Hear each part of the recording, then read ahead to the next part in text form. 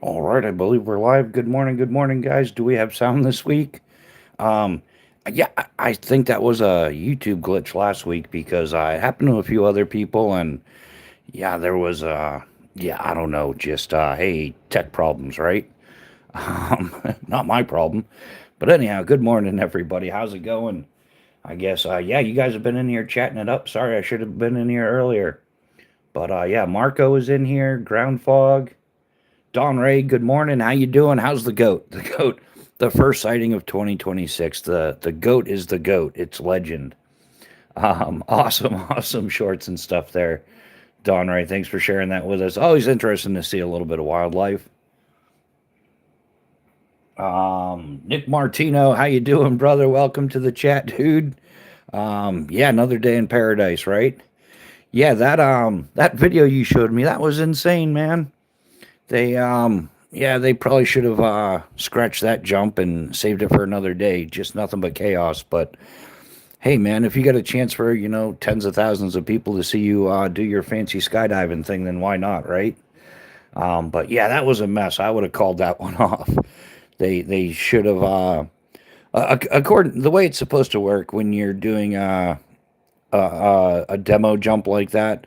You have to have a pro rating, but it's the government, so the ratings work different. I'm pretty sure wasn't that like the Army jump team or something, or the Navy SEAL wannabe jump team or something? They all suck. I mean, by civilian standards, these military demo teams are typically underqualified. They don't have to go through the same ratings things. But they should have had some ground crew on the ground keeping track of what's going on with the winds and current situation and everything. And that would have fixed that. Yeah, yeah, me as well. Yeah, I'm really glad they were okay. But that jump should have been scratched. It appears that the ground winds were not what they were when they took off, or what they guesstimated them to be. And yeah, it just created a lot of chaos. And you got to think that through, because if something does go wrong, then you're exposing a whole bunch of people to a whole lot of carnage. Yeah, that guy that flew into that supporting cable, whatever it was, the wire, and then dropped 35 feet and walked away. That dude better not buy a scratch ticket or anything, because he done used up all his luck. But yeah, man, crazy, crazy jump. And hey, start off to 2026. Um, 2026, hey, man, it's another year. It's here. Something we have no control over for sure. But yeah, we're making progress. Where I'm trying to bring the thing up. So as of today, hold on, wrong button. More technical problems. At least we got sound though. We are currently at 1,002,120 views so far on this channel. So hey, we made it. We're here. We're there. Um, let's see what we can do for this year though. Um, yeah, that is awesome. Yeah, they skipped a couple of safety procedures on that, or something went south. Like, it's never one thing; it's always a series of things. The guy that flew into the wire, he probably he wasn't paying attention to his descent rate, his landing area, stuff like that. And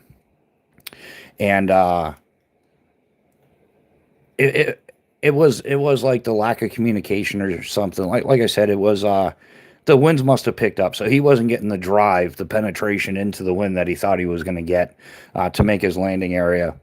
And yeah, he ate a shit sandwich for that. I bet you he's not going to make that mistake twice though.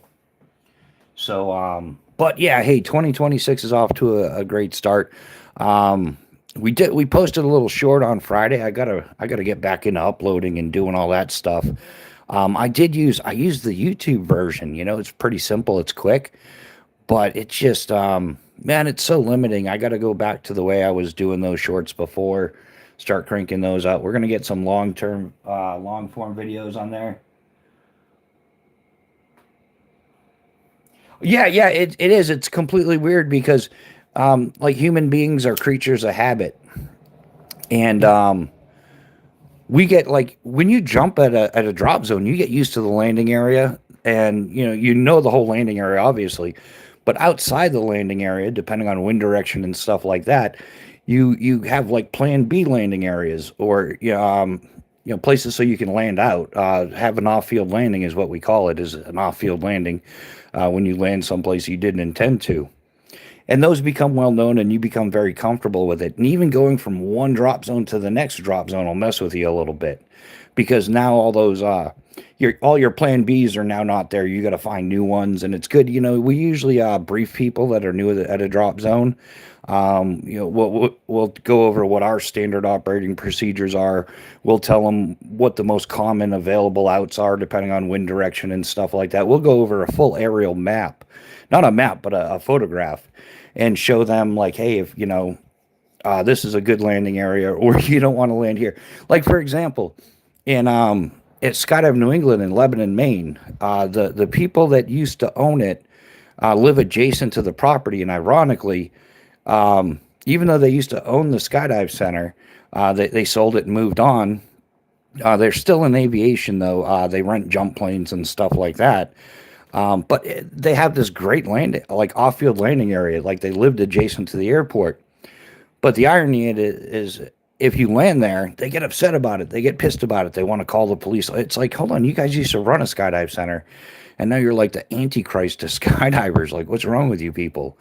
In fact, it became such an issue. Like people stopped renting their jump planes, because it's just like, how could you have worked in the industry for so long and made your money and bought like multiple $1 million aircraft off of it, and then if some skydiver's having a bad day and the wind's adjusted or the spot was off or something happened, and they have an off-field landing on your property, then you want to confiscate their gear and stuff. In fact, if you have a cutaway, and your cutaway happens to drift over to their property, they go and confiscate your gear, and then you got to take legal action against them to get it back. So, yeah, weird stuff, man. Some people, but it's Maine.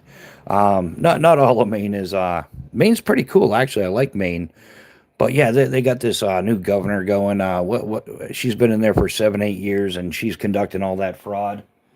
Um, I mean, yeah. I've jumped in this stadium, and it's different.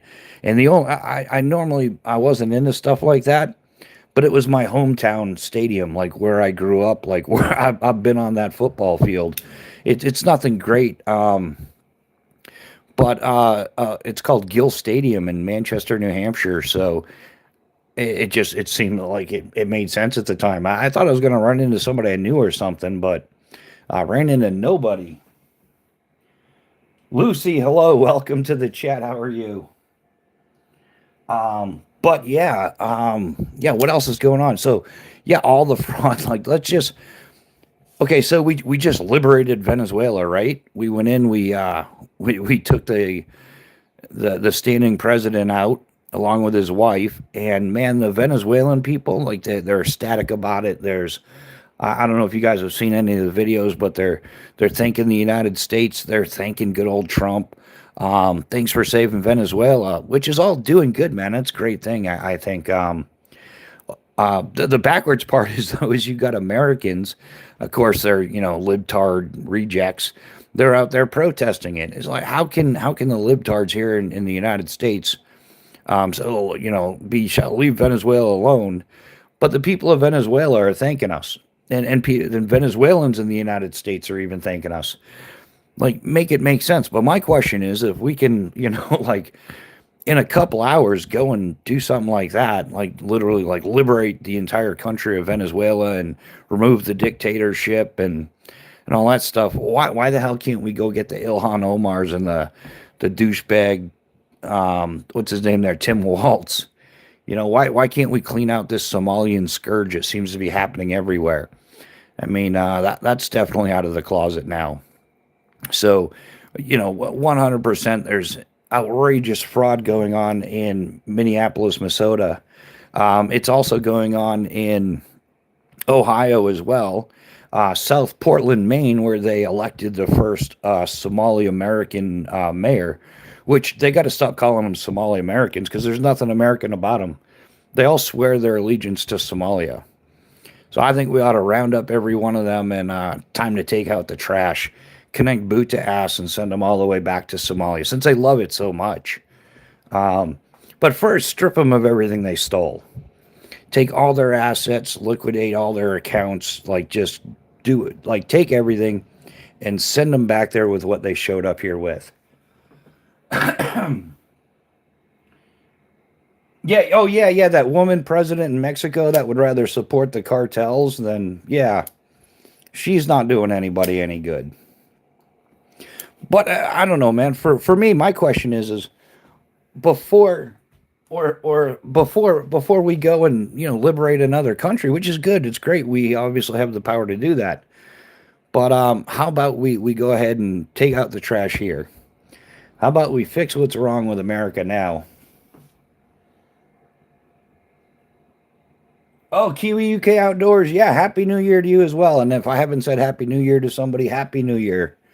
Yeah, I think 2026 is it's going to get wild, but I think that a lot of truths are going to come to light, and a lot of things are going to get fixed. It has to be done.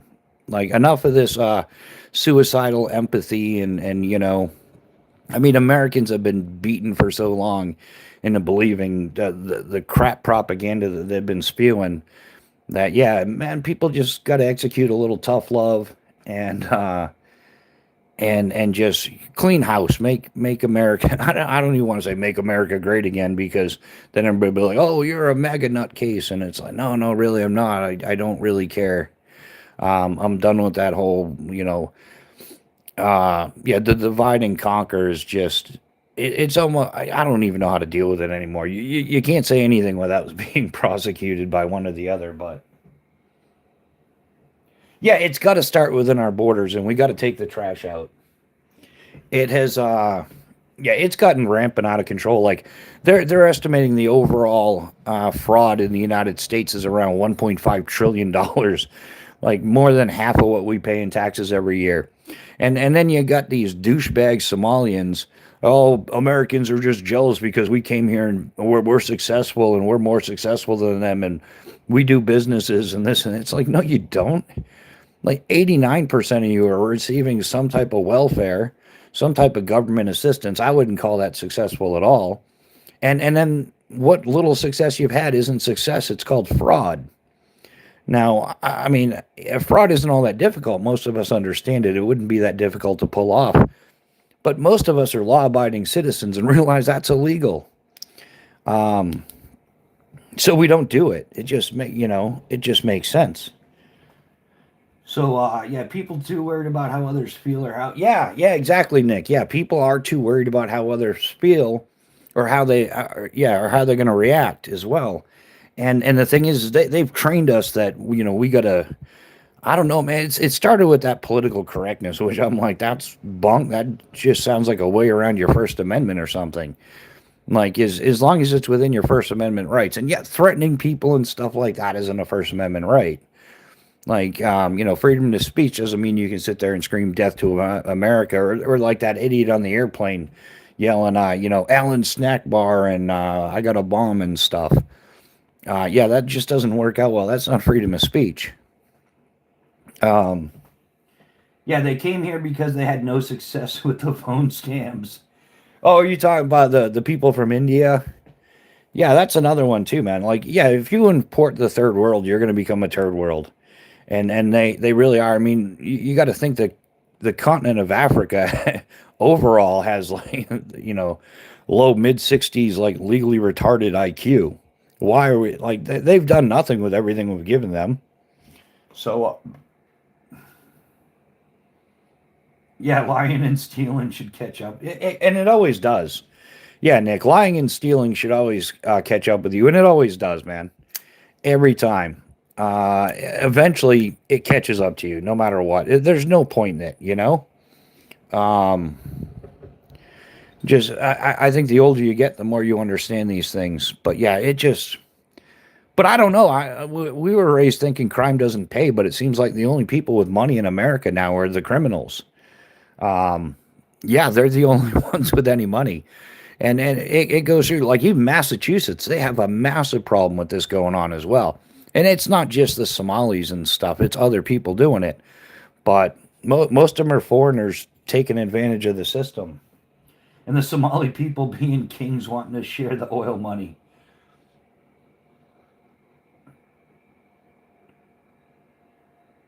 Yeah, so that's the whole thing. They come here seeking refuge, um, asylum and stuff like that, and then we generously grant it to them. And how do they repay us? By robbing us blind. How to become a drug dealer 101. Yeah, it almost like and why pay taxes? Everybody's talking about it. Why pay taxes if they're just going to give it to a bunch of ungrateful, degenerate dirtbags? Yeah, why pay taxes anymore? Yeah, Mrs. Bushcraft and I'm like, well, if we can get the channel going, I'm just gonna spend every dime. It's gonna be a business expense, and we're just not gonna pay taxes on it. We're gonna file it legally and everything, but we're not. I'm Oh, trust me, I'll buy Chinese knives before I pay taxes at this point. No, I wouldn't. No, I wouldn't. I wouldn't buy Chinese knives. I'd support American makers. We all know that. Um, King Miranda, welcome to the chat. How you doing? Happy New Beer. How are you doing? Um, if we unite and come together, career politicians will realize our eyes are open up. Yeah, and that's the whole thing. I think that's why they got so upset about the Doge thing going on. Oh no, they're going to find out what a bunch of thieving, low-life criminals we actually are. We can't let that happen. We've got to say it's fascism instead. No, it's finding out where our tax money's going because we're clearly being robbed blind. Like our infrastructure's falling apart everywhere. Everything needs rebuilding. American people, American citizens, people born and raised here, they could use some help. Um, and don't get me going on the veteran status. Like our veterans are, I mean, they're heavily neglected, and yeah, they definitely deserve it, substantially more than any Somalian turd bag I can think of.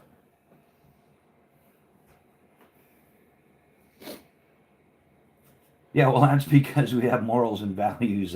Means exactly. Yeah, morals and values, ethics, things like that don't exist in Africa, but yet they imported them. I think that's the whole diversity is our strength. Is that they sold us, oh, well, if you're against like African immigration, then, well, you're a racist, you're a bigot, you're a fascist, and all that other stuff. And that's how they played the game.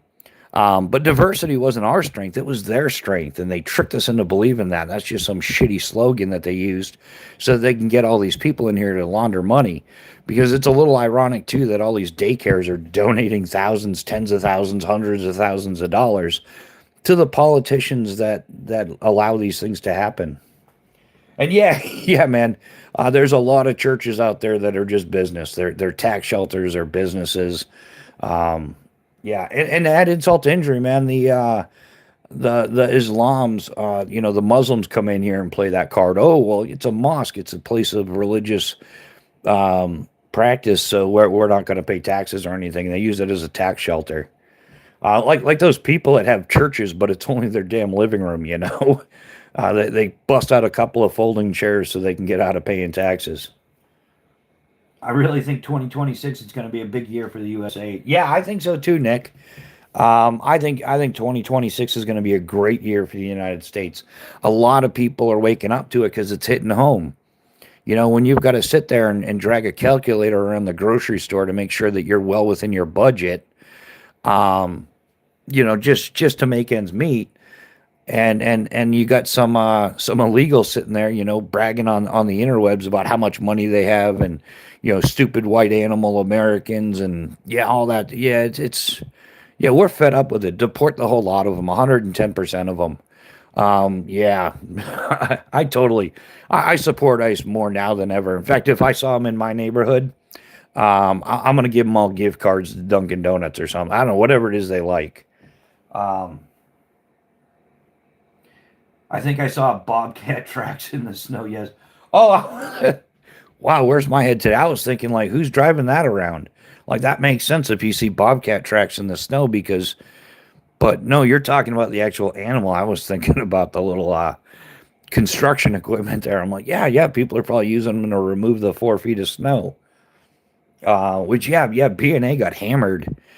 He sent me some pictures. Wow. B&A is he's been busy doing some snow removal. Yeah, how about gas prices? A barrel of crude, I think it's down. Well, yeah, but then they just want to make profit. I worked at a drop zone that did that back in 2008. Remember the gas prices went up through the roof, and so of course it became an excuse. I mean, if you get sticker shock pulling up your car to a gas pump, imagine pulling up a twin engine turbine aircraft, pumping Jet A. You get some sticker shock on that for sure. But they use the inflation as an excuse to jack up jump ticket prices. And the man, gas was up over $5, almost $6 a gallon down in Massachusetts where I was at. So it made sense, like, hey, if gas costs that much, jet fuel's even more, and we burn through it faster. So yeah, jump ticket prices went from like $18 to $25 almost overnight. But then when gas went down to lower than what it was before, jump tickets didn't budge. They kept them up there at $25, and well, B&A, welcome to the chat, brother. How you doing, man? Happy new beer. Dude, how's the snow removal going? We were just Pat, your ears must have been ringing. We were just talking about you. I wasn't expecting you to see this morning because I'm like, yeah, B&A's got like feet of snow that he's been working on the past couple days, and I think you guys got more. But hey, welcome to the chat, Pat. Always a pleasure to see you. We'll rock out the Spyderco Sage 5 CF. Still the one and only EDC. We're still EDC in it every day. Does everything, man. Um, the Ink Man, a jump. Yeah. What's a jump ticket? Man, it's what it costs to get on an airplane to jump your dumb ass out of it. Yeah, I worked in skydiving for well over 2 decades, the better part of 3 decades, and yeah, that was my whole life. Yeah, so a jump ticket is like an airline ticket, but it's a one way. It's what it costs to get on the plane, them to bring you up to 14,000 feet, open the door, and get out. Oh yeah, almost 4 feet overnight. Yeah, I saw the pictures, man. You guys, you're living in a snowy area when it's not like we're getting 2 to 4 inches of snow or 4 to 6 inches of snow. No, you no longer measure snow in inches; it's in feet. You know, we're getting 2.5, 3 feet or so, roughly, give or take. Or yeah, we're getting about 3.5, 4 feet. Um,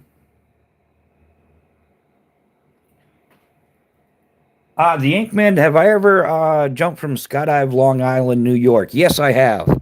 Hundreds of times, if no, thousands of times. Not just Skydive Long Island, but also Skydive South Shore, which is about 15, 20 minutes down the road. They used to be owned by the same DZO, DZO's drop zone owner, Brian Erler. In fact, he's got one of the best photographs ever taken in the history of mankind. It's it made the cover of Parachutist, and it was him sky surfing in a spacesuit down in Florida, Cape Canaveral, and behind him was the launch of a shuttle. So you had this guy sky surfing across the sky in a spacesuit, and then the space shuttle behind it. It was the cover of Parachutist magazine. You can probably Google it, but yeah.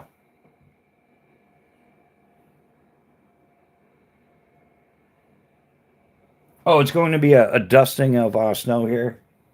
In fact, man, the best. Yeah, Skydive Long Island. He ended up closing shop, and Skydive Shouse. There was a whole bunch of controversy going on with the skydive centers on Long Island back in the day. There was another one that opened up right next door to Long Island Skydiving Center, um, and it was opened up like literally next door. The name of the airport's Lufker Airport, and the two are side by side. There's like only a bit of wood separating the two, and the craziness is the runways run at just an offset angle, so that if two planes were to simultaneously take off and climb together, they would inevitably hit each other. That's how close they were. And yeah, there was a franchising drop zone thing that opened up right next door to Long Island Skydiving Center just to compete, and that's what forced them to Brian Erler to open the Skydive South Shore because it was another 15 minutes closer to the city, New York City. And yeah, there was another one out there, and I can't remember the name of it offhand. I never went to it though, but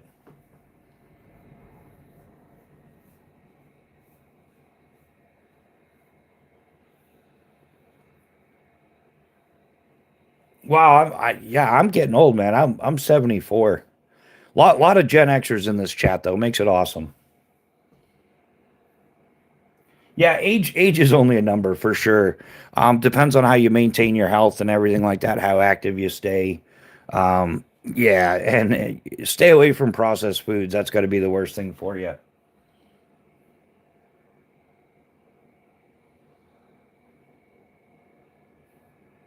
Yeah, yeah, yeah. When you look 30 but feel 300.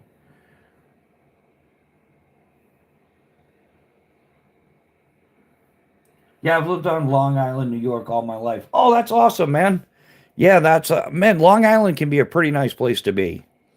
Man, in fact, my favorite place to eat on Long Island, 110%. Tell me if you know it. It's Michelangelo's Pizza, the original one in the East Marches. Um, not yeah, right by Marches Bay, all that. And yeah, man, best slice of pizza. And if you go to that original one, it's like the only 5-star type. I mean, like they got like marble countertops and all that. It's really, and then you're going in there like $2 slices or something. Like the Sicilian pizza there was the best. Yeah, yeah, and that's yeah, Long Island is awesome there in the summer. They got an insane tick problem though for an island. If you go out all the way out to like Montauk and stuff out by the lighthouse, like you don't even want to walk through the grass. You like walk 10 feet through the grass and you've got like 50 ticks on you. It's almost like weaponized ticks or something. Eastport next to King Cullen Supermarket. I think the most disappointing thing I experienced on Long Island is I went to Amityville because I used to do some kite surfing and stuff as well. Like if you can't jump out of airplanes, find other stupid things to do, right? But Amityville, I went there to the best kite shop because I needed a new kite. Sounds kind of childish, but it's a big kite, man. It'll carry off like even a fat kid. Um, but it's Amityville, so I went and saw the Amityville house. The alleged haunted house that all the craziness, the movies and everything. And I checked it out, and most people are like, "Oh, I had this eerie feeling when I was there," and "Oh, there was this awkwardness in the air," and all this, spooky hibbity jibbity thing. And yeah, nothing. No, it just looked like another house. It was just like overly disappointed. Oh, Nick, I don't know if kids still do kites, but I will. Man, kites are the bomb. I'm talking about like kite surfing kites and kiteboarding. Like imagine like putting a skateboard on steroids and then having a kite that's, like 4 meters, 5 meters across. I mean, it'll take you well off the ground. In fact, I used to carry like a pocket foil. Man, even before I started kite surfing, because I had this thing with parachutes. But I would get like a kite foil that's like a miniature kite, man. The thing's only like 3 feet across by like a foot and a half or something, and it just kind of flies. It flies off the same concept as a modern ram air parachute. And I had one that like rolled up into a little thing, which is great because you don't have to worry about breaking any sticks or anything like that. And I carried it in my backpack hiking, and man, I flew that like on the top of like Mount Adams and Mount Washington here in New Hampshire and a few odds and ends other places. But it's just something, some recreation in the bag, like you can carry a little pocket kite with you. I don't own one right now. But yeah, I would totally get another one. Oh, you're about 15 minutes north from the skydive. So like, yeah, I'm not, oh, like, so you'd be like east of Riverhead, right? I'm sorry, west of Riverhead. That area. Now there's a little museum in Riverhead, kind of disappointing as well. Like you think it's gonna be cool, like a marine museum type thing, an aquarium. That's what it's called, an aquarium. Um, yeah, there's a guy down the roads stuck in the ditch so bad, way off the road, pointed the wrong way. Yeah, hey, tis the season. Yeah, auto people. I don't know if they can still fix cars, but it used to be a big thing. Um, West, close to the ferry. Okay, yeah, man, I know where you're at then. Oh, the aquarium is huge now. That's awesome.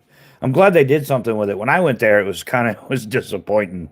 Um, but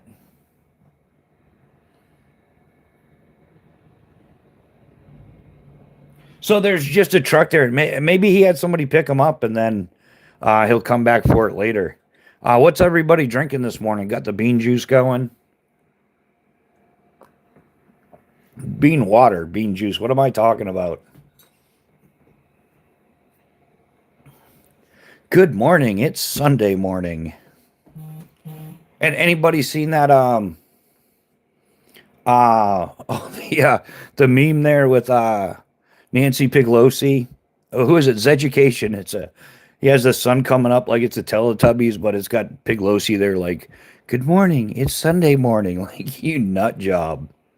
Um that's the only bad thing about being in the country, lack of people to help.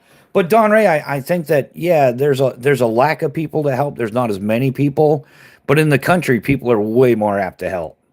Like they're yeah, out in the country, it's the same here in New Hampshire. Like I think it's that way everywhere. Like man, country folk are good people. Um. Oh yeah, yeah. I watch his try not to laugh videos. Yeah, those are priceless. Um. Yeah. Okay. Hopefully the dude got home. And oh man, yeah, this education show, man, that's priceless, man. That dude Tyler, man, he's great. He's a Zoomy um, veteran. Yeah, he's an Air Force veteran. He's totally in on all the veteran jokes. Makes it priceless. I mean, you can tell I'm Army because I do this at my workbench standing up. He's absolute Air Force because he does his whole show sitting down. Like, way to go, Chair Force. Um, Went to a museum over here in UK, and it was an old cannon fort, and it was cool. Oh yeah, yeah, man. Oh man, I love English history. Like I would love to make it back over to England just to do a tour of museums and castles and things like that. That would just be the bomb. I changed my mind. I've seen hundreds of people looking out their windows, not helping in the city. Yeah, oh, they'll walk right past you too in the city. Like, man, the city is weird, and the bigger the city, the more weird it gets, and the more detached people are. Um, like, man, I almost contracted bipolar disorder because of the way things like that function. Like, so okay, I spent like 4 years. I would winter in Key West on island time, and then in the summer, I would go up to New York, and I would live on that New York City minute, and it was like you couldn't get more opposite cultures, man. You go into a deli in the Key West or one of the islands or something, you order up a sandwich, and they've got tables and chairs, and they'll talk to you for 15 minutes while they make the sandwich. It's a cold sandwich, they're not cooking anything, but they're engaged, man. They're like happy to have your conversation, and it's a great time. And they'll come over, sit down with you. They'll even give you a free drink just to make it more accommodating or something. You're on island time. Everything's very casual. How's your day, man? It's great. It's great. But then you go to New York City and the surrounding areas.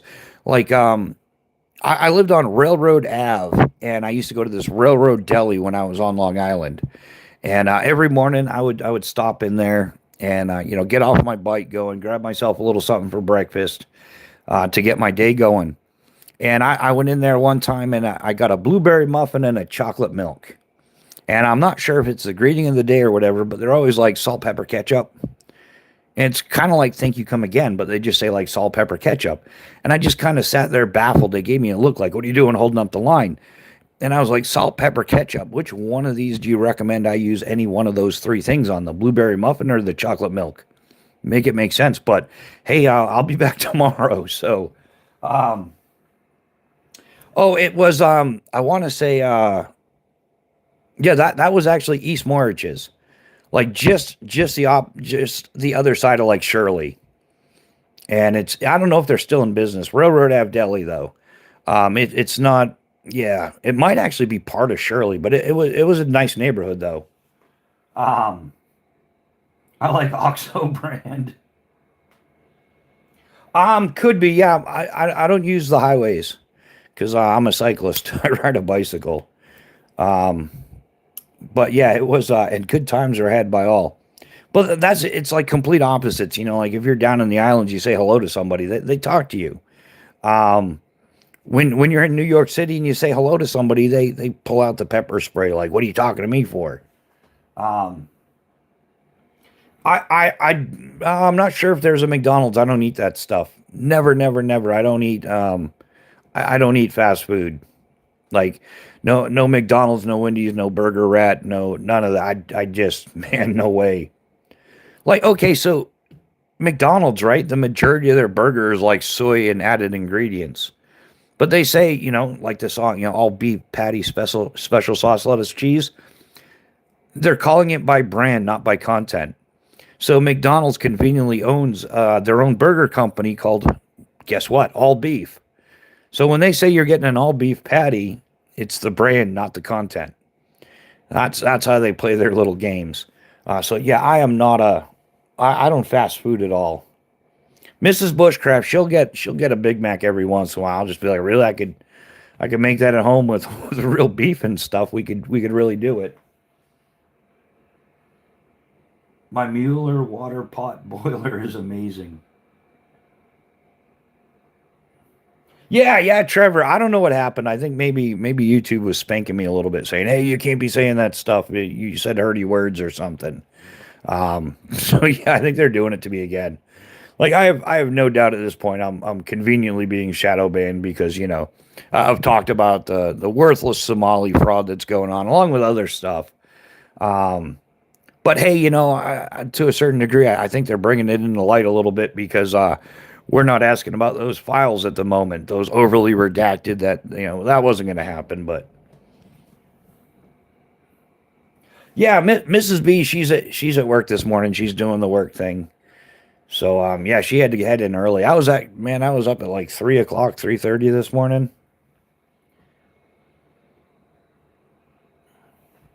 Yeah, dude, I'm totally with you. Yeah, man. And Mrs. Bushcraft will verify this. It was maybe like 5 6 years ago. She talked me into some fast food, and I had some French fries, some McFatty fries, and I don't know what it is. One of the 19 ingredients that they put in French fries, which really only, I mean, like what do you really? You got the potato and then maybe some salt, but yeah, I didn't finish the fries. I ended up like tossing my cookies. I had to like run to the trash can because I wasn't making it to the bathroom. And yeah, just tossed up nothing but chunky wannabe French fries. And then yeah, I just can't do that.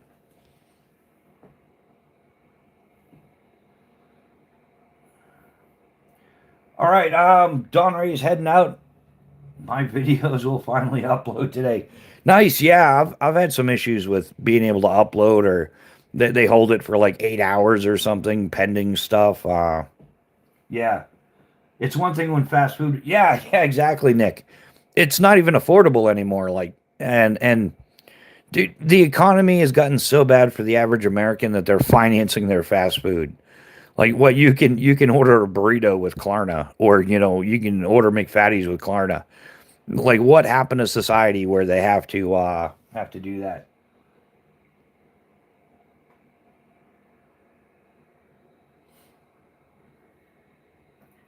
Yeah, they coat them. Yeah, there's all kinds of stuff they do to it to make it more appealing, but it's just that stuff is completely unhealthy. Like, I'm a huge I could live off of chicken and eggs and white rice and some simple pasta or something.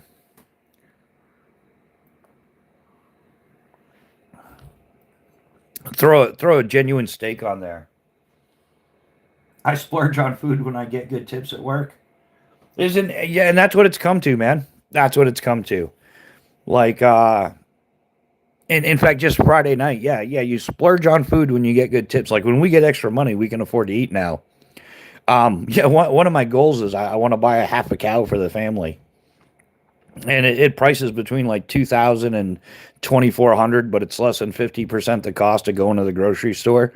But that's where, hey, money buys you convenience. If you can afford something like that, yeah, I'd like to just buy half a cow fully stocked. We've got a full freezer and everything. Oh yeah, B&A eggs are great, man. Eggs are grand. I love eggs. In fact, man, I keep going over to Maddie's Nifty Creations there, and she's got chickens. I'm just like, I'm so jealous. She's got a bunch of chickens. She gets like 1 to 3 dozen eggs, like plenty. Like you get, she's got enough eggs. If I had that many eggs, I'd be giving them to the neighbors and stuff. Like here, there's no need to buy eggs at $12 a dozen.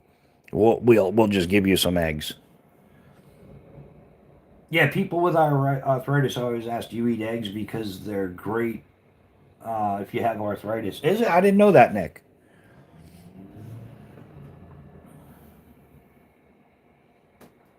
In fact, well, I wish I had the land. I would tap some maple trees and send. I would make homemade maple syrup and I would send it out to all my friends so they never again have to have McDonald's maple syrup. Um, I sliced my right index finger while making dinner last week, and it's still numb at the tip. Oh, Trevor, you might have hit a nerve. You might have sliced a nerve there or something, or just while it's recovering. Yeah, I don't know. I'm no doctor, but that sounds well. At least if there's no feeling, there's no pain, right? There's a plus side to everything. They give you something that's great to lubrication of your joints. At least I believe that. Oh, okay, yeah. No, that makes sense, man. There's a lot more healthy going on in natural foods, rather than all that over processed stuff. Yeah, so there probably is. Like in like chocolate. Chocolate has something that's supposed to help with blood circulation. It has all kinds of benefits to it. If you're eating real chocolate, not like the over processed sugar fake stuff, but like real cocoa, it's good for you.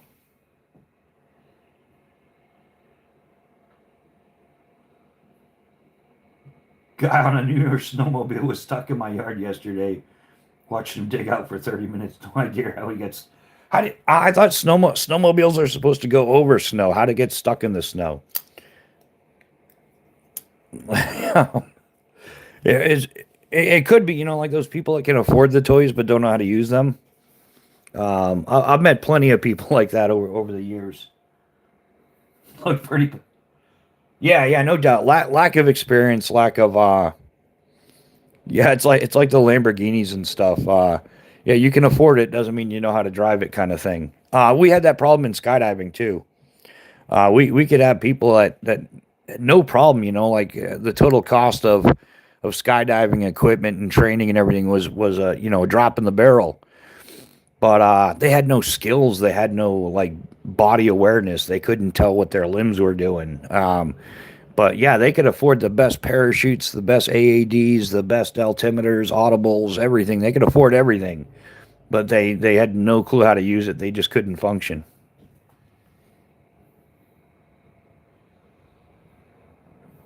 Yeah, I've always been more like a manual person. Like I got even back in high school and stuff like that. I had a bunch of friends that were in the snowmobiles and stuff like that. But I'm more of a skier. Like the people that are in automobiles or something. I'm more into cycling. I've just always been like that. I don't know. I'm a glutton for punishment. I love cardio. Call me a dopamine junkie or whatever, but the runner's high is a real thing. It's a cardio thing, and you don't just get it from running. You get it from cycling and doing other things as well, cross country skiing even. And yeah, man, maybe I was just a dopamine junkie my whole life. I'm like, why would I drive a car when I can ride a bicycle and get a free high out of it or something? You know? Yeah, exactly, Nick. Yeah, money doesn't buy experience. Yeah, it's terrible. I want to hit up the range, but pulling the trigger may damage my finger more. Hey, Trevor, man, just work your weak side. That's a perfect way to do it. Um, yeah, absolutely, dude. I had done that. Um, yeah, I've done that a couple times in life where you kind of broke the primary, so you you switch over to the secondary. I even did that fishing, man. I had a thumb injury, so I my bait caster wasn't working without a thumb. So I went from lefty to righty just because I'm like, I still got to fish, man, and like I can't avoid that. So yeah, a couple dozen backlashes later, and I invented a few cuss words, but I got down the baitcaster ambidextrous after that.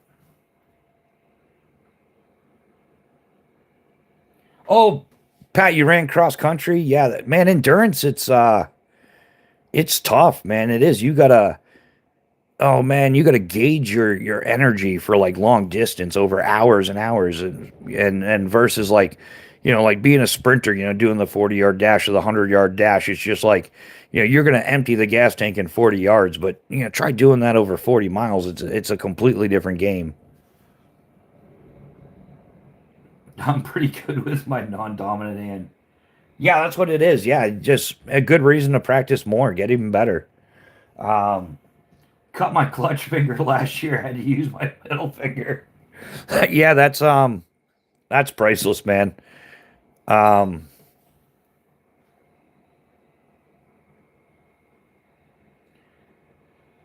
you only oh yeah, man, B&A only needs one finger to shift.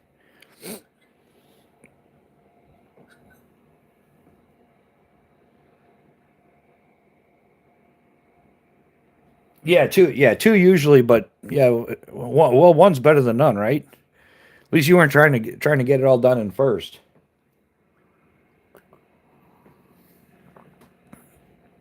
Loving the coffee this morning. Yeah, legend. I don't know, man. I think B&A spot on. I love the well. It's probably not ironic that he drives such an amazing motorcycle. Yeah, the Gixxer 750 is just the bomb. That was my favorite bike of all time. Who knows? Maybe maybe I'll hit 60 years old and be like, no man, I need a motorcycle now. Maybe kicking the pedals gets a little rough, but yeah. Trevor, you got to roll with the punches. Yeah, yeah, exactly. Yeah, like the Jarhead clan says, improvise, overcome, adapt. Like you got to adjust to the situation, but know when to say when.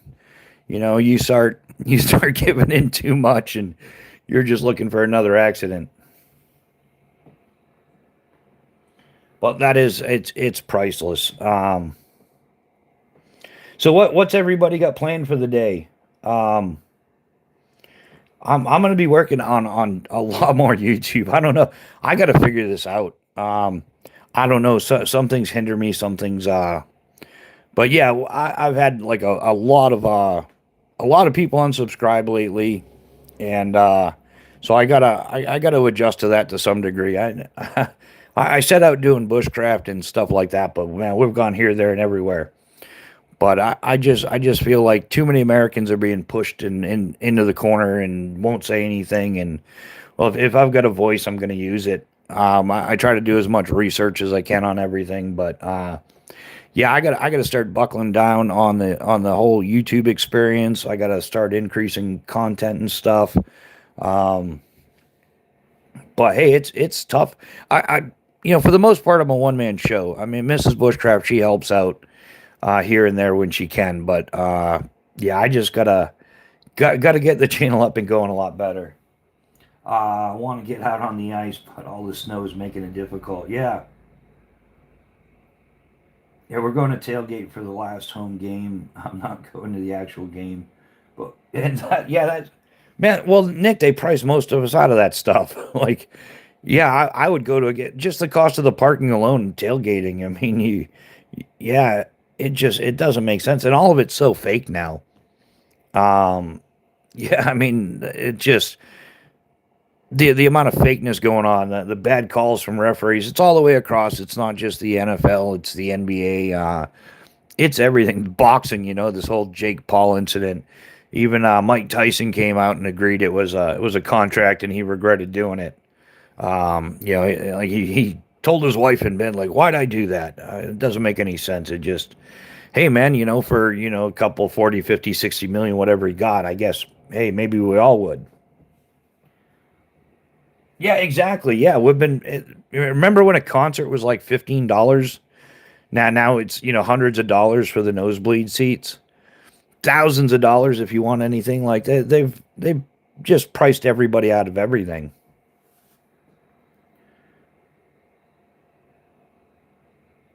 But yeah, everything has turned to shit. It really has, Nick.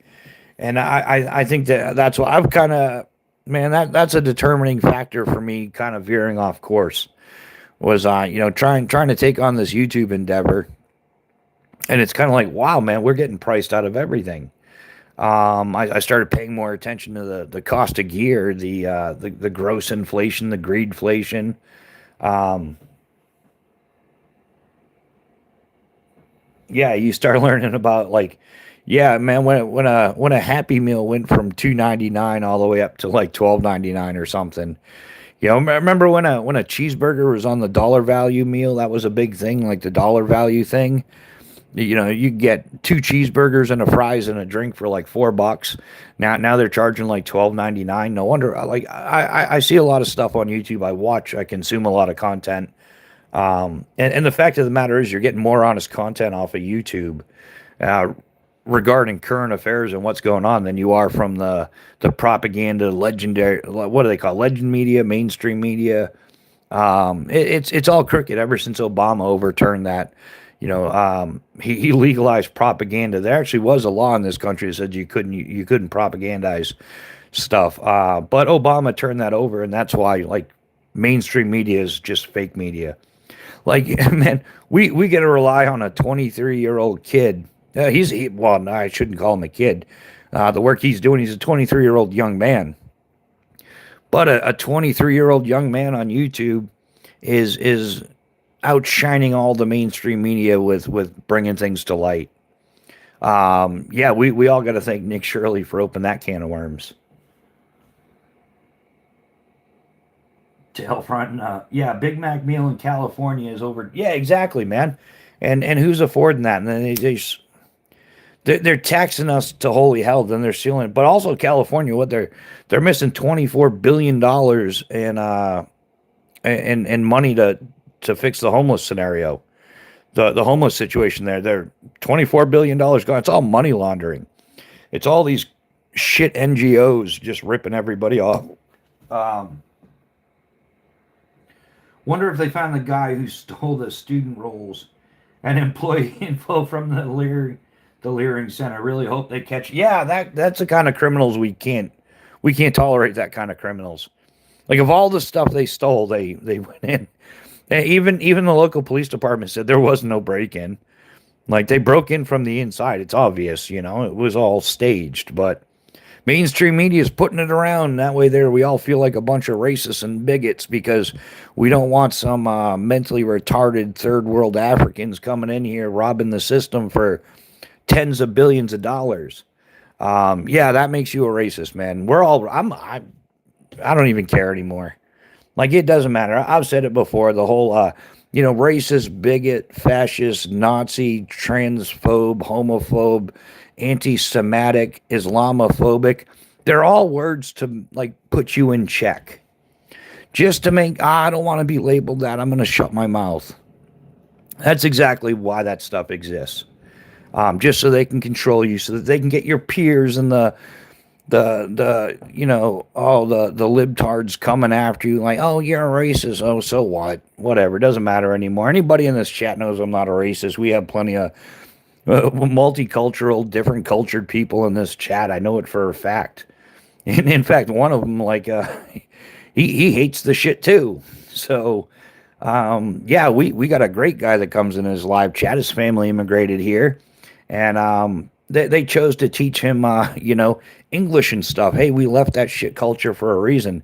You're an American now. We're going to raise you as an American. Act like American. And man, he couldn't be more American because he ended up becoming a United States Marine. And he's a positive contributing factor to everything in this country. We love that dude. He'll probably be in here this morning. I'll have my Bruce Smith jersey on watching the game.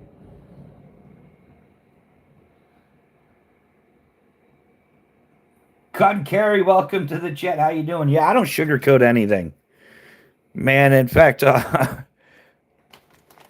even the kids know it. Like, they're used to all this participation trophies and all that stuff, and I'm not. I'm totally against a lot of that stuff. I don't compliment people just for the sake of boosting their ego or something like that. In fact, compliments for me are far and few between and very well earned. So that when I do give you a compliment, it actually has meaning. You know, like if I compliment somebody, they're like, "Holy shit, I must have done something right." Dude said I did good, because you did, and you know everybody deserves a little credit every once in a while, but not 317 times a day. I'm wearing my Josh. Who's Josh Allen? I have no clue, guys.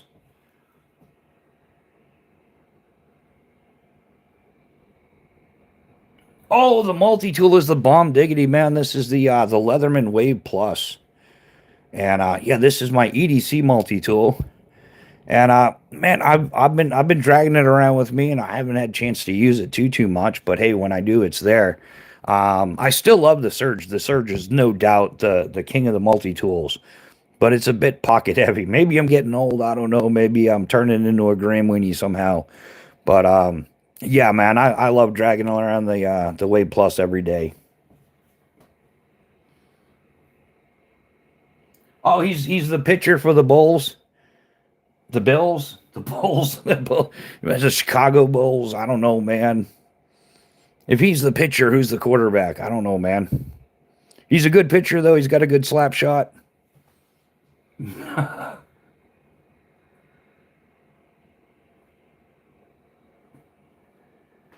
Bills OB Josh Allen. Yeah, who's on first? Exactly. I know. I always like to get the seat by the jump door. But yeah, I've never followed the mainstream type stuff. And a lot of you guys know that. I just never been into it. I do like to make jokes about it though. So tomorrow is pitching. Yeah, to the dude that said California has $20 Big Mac meals, bro, gas where I live is under $1.95 a gallon. Wow, Trevor, that's cheap. I don't know how much gas is. It's another thing I never know. Um, I mean, I know how much food costs. Like I know like two slices and a pint in New York, I'm good for like 30 miles.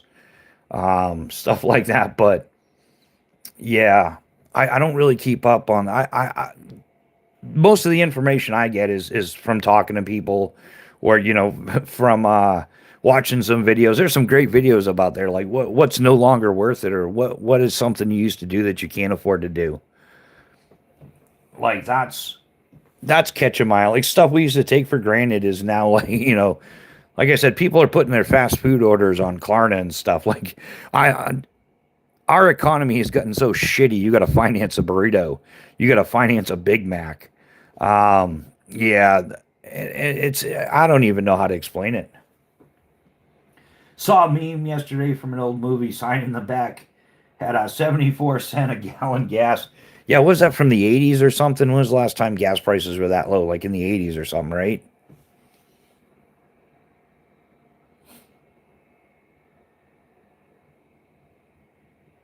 Yeah, the Kalana thing is It is, man. It is comedy, but it's like that sad comedy, you know. It's funny, but it's kind of sad at the same time. Like this is what society has stooped to, you know. But meanwhile, we got a bunch of illegals that are cashing in thousands of dollars in EBT every month, eating like kings. Yeah, I'll take the ribeyes and the lobster, 10 pounds of each or something. Oh yeah, yeah, cut carry. Wow, I'm kicking stuff around here now. Oh, she's angry. Yeah, we've got. There's a few of them. There's Klarna. There's a couple others. Like yeah, so people are financing stuff they can't afford. Like make it make sense. So now you're going to pay an extra 15, 20, 30% on top of the shit you already couldn't afford. Just doesn't make sense. B&A, if we take another bad guy gas, maybe get that low. Yeah, when I started driving, it was 79 cents for gas, and that was 30 years ago. Yeah, yeah, I think, man. Yeah, you're totally right. You could like $5 in gas back and forth to school all week, no problem. Um, but yeah, that's how things go.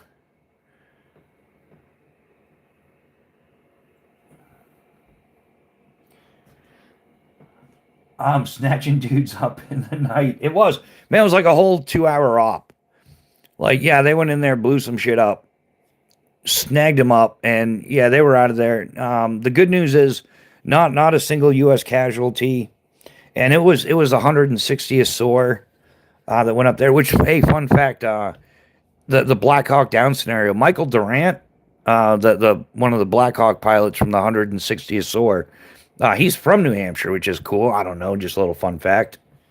Um, yeah, there is no free money glitch. Yeah, it's called fraud, you dipshits. Um, yeah, wasn't that the client? They're basically like fraudulently opening accounts and then going and spending like $10,000 on iPads and iPods or whatever the i things are. And then selling them at a loss, thinking they're winning, but it's like, oh, so you made a few $1,000s, but you committed like massive fraud, and you're gonna go to jail for like, 5 to 10 years. I don't know what the deal is for that. Yeah, and the Night Stalkers did it, man. They totally they lived up to their name with that Venezuela deal, no doubt about it. Yeah, those guys are some serious pilots, man. Um, yeah, just next level pilots. The aircraft in which they pilot are just extensions of themselves. Those guys are like second to none. My Tundra laughs at $7 in gas. Do those get good mileage, Pat? I don't know, man. I know inevitably at some point I'm gonna have to like resort to a vehicle. Um, and I used to have a Tacoma that I enjoyed quite a bit, but the Tundra is like the next size up. So I was thinking maybe that would be better. Yeah, yeah, the mission success on that is awesome. That's why I can't figure out like, okay, if Trump can get the 160th in to go and grab and it wasn't like just some random like farmer out in the country. I mean, I'm sure there was some level of security and things like that going on there. So, but if we can fly in the 160th and grab the president and his wife from another country and overturn a dictatorship in a few hours, what the hell is Ilhan Omar still doing walking around? What's Tim Waltz still doing walking around? What's AOC doing around? And what's Millie, what's her name there up in Maine? Why don't they go and snag her up along with all the books and verify that?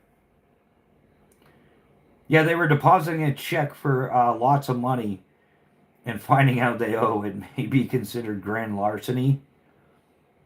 Is there a grand fraud? Yeah, yeah, there is. Yeah, like over $1,000 or something, depends on the state and everything like that. But yeah, there's different levels, and yeah, thousands of dollars is usually like grand larceny or something. I mean, I'm no lawyer by any standards. And in fact, I'm very limited on knowledge, which I'm stoked about. Yeah, when it comes to not knowing crap about the legal system and stuff like that, it's an awesome feeling because I've never had to deal with it. So I don't I know that like when I was like 3 or 4 years old, like, hey, you don't take stuff that's not yours. That's called stealing, and stealing is bad.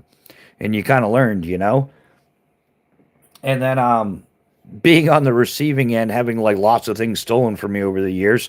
The downside to a nomadic life is people know you're leaving in a week or two. You don't have time to chase them legally, so they steal stuff from you. It's far too common.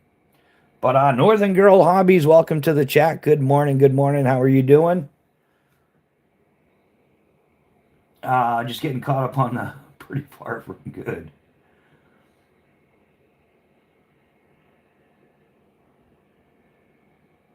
Yeah, over $1,000. That's why it's called grand. Yeah, yeah. The Ink Man. That makes perfect sense. Yeah. So yeah, hopefully they round up all those idiots and lock them up too. Um, yeah, I say at this point, if they're U.S. citizens and they've committed fraud, lock them up.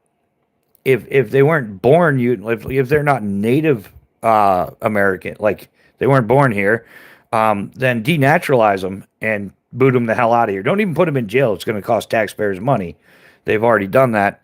And if they're not citizens of the United States, just directly boot them and make sure you take all their stolen assets and everything. Like send them back with the shirt on their back and nothing more, because that's what they showed up here with. Well, Saber with the 3.8 V6 is solid.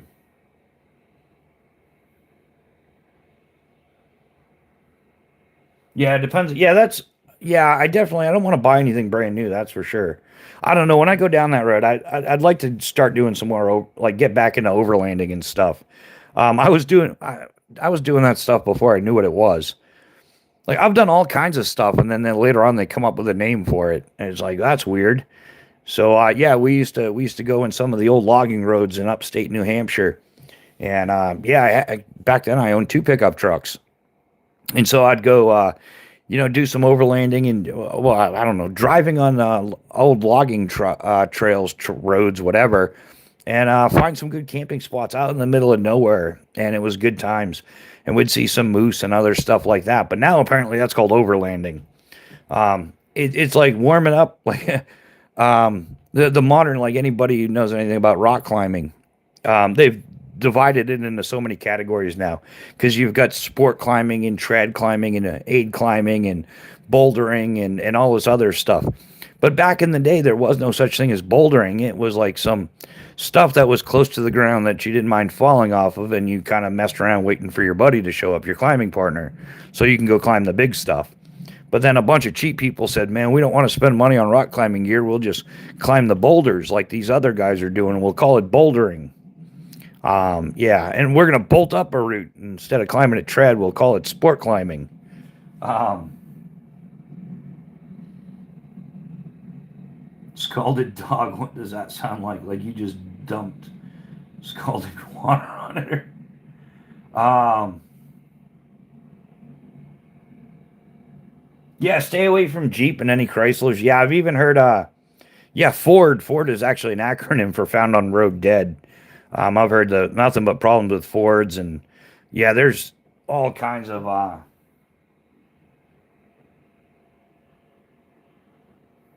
well, yeah, that's the other downside is that, because supply and demand from the scamdemic, all the vehicle prices shot through the roof, which it's not just the vehicle now, but now you got to insure a truck that used to cost, 45, 50 grand is now 100 grand.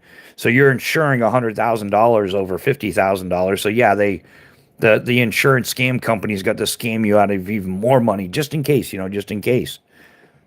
But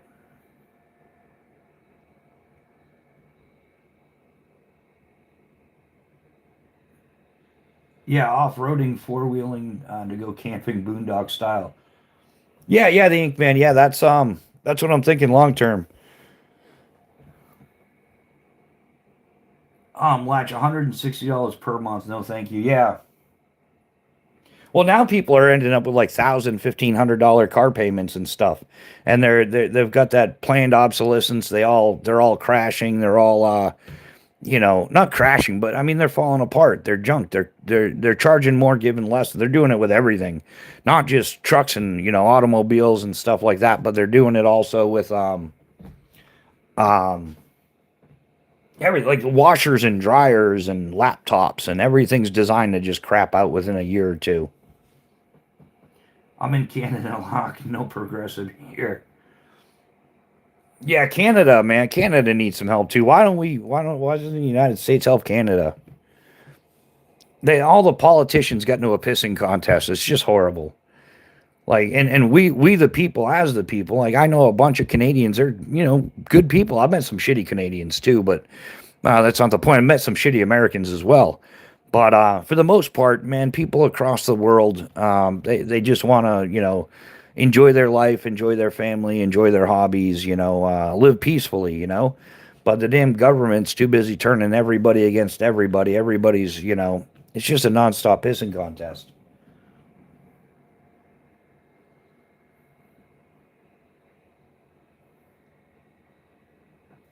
WW2, welcome. Man, you should update that. I think we're in WW3. We just, they haven't publicly announced it yet. I see the cruise at 80 to $85 on average. Oh, I set the cruise at 80 to 85 on it. That's fast, man. There's some places like out in the Midwest, that's a speed limit.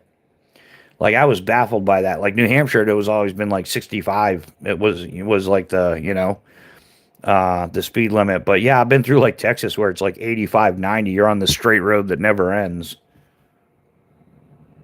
Yeah, exactly. Man, I agree with World War III at this point. Yeah, something's we gotta hit the reset somehow. and I think that's going to be how we do it. It's almost like, man, I hate to say it, but it's got to happen. Like something's got to change this crap. Yeah, eyes open. What do you? What are the speed limits around there? I'll go ice fishing in March. Yeah, that is a perk. Yeah, ice fishing in March. Man, back in the day, we used to still have skiing in April. Like, yeah, you could still go skiing, and like we would get April vacation from school, like towards the end of April, and would still be able to go skiing. Mo Patty, good morning, Trish. How are you doing? No, it's going to be CW2, but not North. Yeah, 75. Yeah, I've seen it where it's higher. Like, man, where maybe it was New Mexico, Arizona. Um, yeah, or maybe they changed it back. I don't know. I'm thinking back like this is like 2007-ish or so. I've made it out that way in a long time. Trish, how are you doing? It is awesome to see you. How's life been treating you? How's the algorithm been treating you, man? I'm getting beat up. Um, it's it's getting bad. I don't know. Yeah. So it's man, I think it's a headbanger. Um, yeah, I don't know. I've been contemplating starting a different channel because this is just getting to be. I'm getting beat up so much. Like it's just it wrecks your head after a while. You know, you put some honest effort into something, and you communicate, and then you go up 2 subscribers, but then you go down 12 because I don't know. Maybe it's a good thing. Maybe I'm weeding out all the butthurt little bitches. That's maybe I shouldn't say stuff like that. But in Texas, you drive an hour or two to lunch.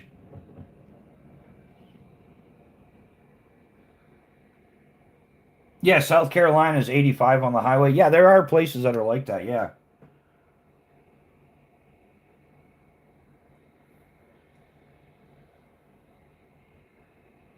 Yeah, sometimes a new channel will hit an algo instantly. Yeah, it is. But it just it does. It gets to be such a head wrecker. Yeah. I get over 1,000 views on shorts. I get a couple of subs here and there. Yeah. Yeah, the snowflakes do melt for different reasons. And that's the whole thing. You can't make everybody happy, but um I watch a lot of stuff, man, over the past few months. I've watched a lot of different channels that have the same talking points that I do, and they're doing exceptionally well. Yeah, like if you watch Matt Morris, that dude's channel just blew up. Not in a bad way, in a good way. He went, from tens of thousands of subscribers to like dude's probably creeping up on, 6, 7, 800,000 now. You can't even keep track. But yeah, being a paying attention to, but you kind of can't help it when you're setting stuff up. You're like, really, like that many people, like I went from like 9 channel members down to like 3. Um, and it just if I didn't have so many people unsubscribe, man, I'd probably be at 10,000 subscribers by now. But for some reason, I haven't heard you'll most likely get more views when you activate adverts. Yeah, I even did that. I switched to that. So I don't know. Maybe they just don't put them up or something. But the algorithm doesn't make sense and isn't fair. Oh no, it's we know who it's run by, and that's probably why. I don't know how it works, but like I said, I watch a lot of other channels that have similar talking points or the same, and that they're doing really well. Um, and I'm kind of like I'm stuck in the middle because economically I can't afford to be dumping tons of money into gear right now, so that just doesn't work. Um, But hey, this is the America that they've been pushing towards. You'll own nothing and be happy. I think the difference is we're not gonna. I'm not gonna accept that. I'm not gonna not. It just doesn't make sense. Yeah, I candy coat everything I say.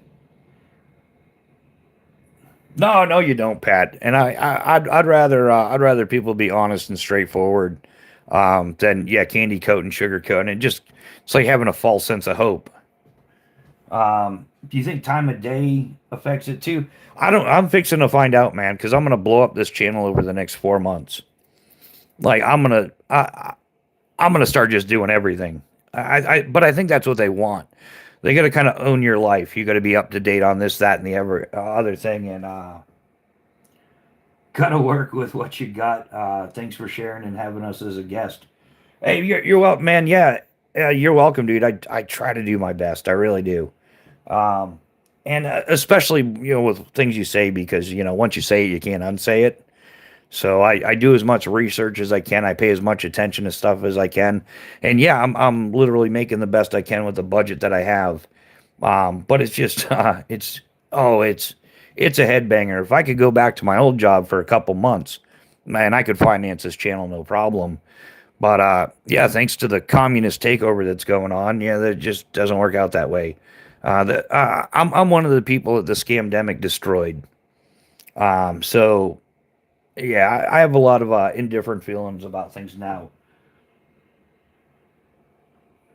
Try 50 shorts in a week. I did like 2 or 3 shorts a day for like 2 months or 3 months a while ago. Um, yeah, I went. I jumped out of airplanes for 27 years. Thought I had my whole life figured out. Then the scamdemic came along, and they said you couldn't be within 6 feet of people, and all this other, all their other lies. Well, as a subcontractor, I was contracted through a drop zone in Massachusetts, Skydive Cape Cod, that went out of business over it. So the problem is you had tons of skydiving centers and like that went out of business, roughly a third. So you've got all these people looking for jobs, but all the jobs are taken up because there was room for 3,000 people, but then a third of them went out of business. So now there's only room for 2,000 people. So you got 1,000 people looking for jobs. It's overwhelmed the market, and skydiving is not a huge market. It's a small niche market for sure. In fact, there's more little fifi boys in capri tights playing foosball for millions of dollars a year for the NFL than there are professional skydivers in this country. So, but hey, they still got to play their foosball, right? Because millions of dollars for rich people counted on it. Um, I say things, but sometimes I say it differently. Yeah, it might be how you say it or something like that, but I don't really have time for feelings anymore. I could care less. I'm not playing that game. So yeah, I had one person that was in here. Man, he was a good buddy. He was a friend. He, blah blah blah blah. And then I supported ICE, and he threw a little temper tantrum like a toddler, and went around on a smear campaign and stuff like that. But hey, that's the kind of people we deal with. Like, I know the whole divide and conquer thing is, I'm totally against it. But at this point, like, it's almost inevitable. Like some of these left-minded retards, you can't fix stupid no matter how hard you try. You really can't. Um, Fishy fingers, what's happening? Well, yeah, Northern Girls Hobbies, and that's what I do. I try to is yeah, know the people that are in the like that are part of the community, and that's what I really try to do. But man, you can't make everybody happy. You really can't. I'm not even going to try to anymore. I could care less. Like if you're anti-American, if you're one of those retards screaming "Death to America," then quite frankly, I'm not going to accept that. Like I'm not. I don't believe in that. Oh, acceptance and tolerance. We accept and tolerate everything, because the people that typically say that are complete liars. There should be a certain level of acceptance. Absolutely. And you should draw the line at some point with tolerance. That's why we got into this situation, is because they brainwashed everybody into believing that you have to accept everything and you have to tolerate everything. And that's not the case. I'm not accepting these third world Somalis anymore. And my tolerance is way beyond acceptance at this point. Like, really, the only thing that pisses me off about Venezuela is the fact that they won't do that here. Like whatever government agency needs to go in and scoop up these fraudsters that are costing the American taxpayers like 50% or more of what we pay in taxes every year. Yeah, it's just bunk. And the absolute morons that support this shit, they're absolute morons. Like they're absolute idiots. All we got to accept, 200,000 Somalis. Why? They're just going to come here and rob us. And the Muslims, they don't accept us. And where's this worldwide acceptance? Who's standing up going, hey, China needs some more black people? Anybody? No, no. China doesn't need. Oh, China needs more white people. Oh, no, no. China doesn't have to diversify. Neither does anybody else. It's 100% Western first world culture that for some reason has to like. It's just it's repulsive. And then you got these dirty Muslim shitbags, right? Because that's what they are, coming into our country telling us how it's going to be. Like they're going to change our laws. They're going to promote Sharia law. Like they're going to take over the Constitution. Death to America. We're taking over America. This is our country now. Yeah, no, no. Like stop importing these Muslims. Not all cultures are compatible. Just fact of life. Yeah, carpet riders, exactly. The melting pot ain't melting shit anymore. Yeah, and deep and Trump said he was going to deport them. Not fast enough, buddy. Like whatever resources, stop sending 38-40 billion dollars a year to the land of the tiny hat people. Let them earn their own. They're a welfare state. They're not even a real country. But all the hundreds of billions and trillions of dollars that we send, like we support 97% of the countries in the world. We provide them with aid. Why? I didn't vote for this shit. I don't think anybody here did. Anybody that I talked to has never said like, yeah, I support that. No, like we're catering to like 5% of the population because they're the whiny little shitheads going out there being like, oh, meek, meek, scream, scream, tweak, tweak, whatever it is they're doing. Like they're so stupid. Like the people in Venezuela are celebrating their liberation, and we got a bunch of libtards in New York saying, leave Venezuela alone, stay out, blah, blah, blah. It doesn't make any sense. Like I think that they just jump on whatever protesting bandwagon there is. It doesn't matter whether it's BLM, it's the George Floyd, fentanyl Floyd. What a crackhead, right? Like, oh, let's make him a martyr. But they jump on whatever it is going on. Oh, don't fight Venezuela. Don't do this. Don't deport. Don't like like protesting is a hobby to them. I don't even think they know what they're talking about. I'll be back. Gotta feed the illegal chickens. All right, Northern Girl Hobbies. She's got chickens. I need chickens, man. Uh, from U.S. Immigration 1952 McCarran-Walters Act, it is the law revised and reaffirmed 1965, still active and on the books, federal law. Venezuela has been going through shit for over 30 years. I was stuck on the tarmac for hours once. Yeah, but they forget that they are standing with you. Oh yeah, yeah.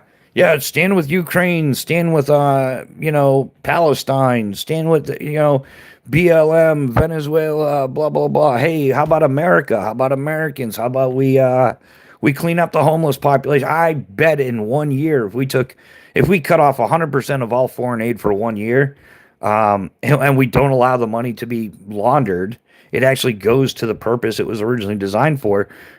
It would make a difference in America, and then the government, man, we need like complete government reform. If you're a couple $100 off on your taxes, it's going to turn into a few $1,000s in penalties and interest and fines and everything. But the Pentagon has, for the 8th time, failed their audit. They're missing like a couple of trillion of dollars. No, no big deal, just a few trillion. But if you're a couple $100 off on their taxes, they flip out. Why? Because some Somali needs your tax money. Some illegal immigrant needs your tax money. I don't care where they're from. I really don't. If you're here illegally, get the fuck out. Like if my neighbor was an illegal immigrant, I'd be on the ICE 1-800 hotline. I'd tail him. I'd call it. I would be on top of that like there's no tomorrow. And it's everywhere too. It's not just like these little. Right here in Concord, New Hampshire, Ice was in here, which I sell. I wish I would have known. I would have bought them all a coffee.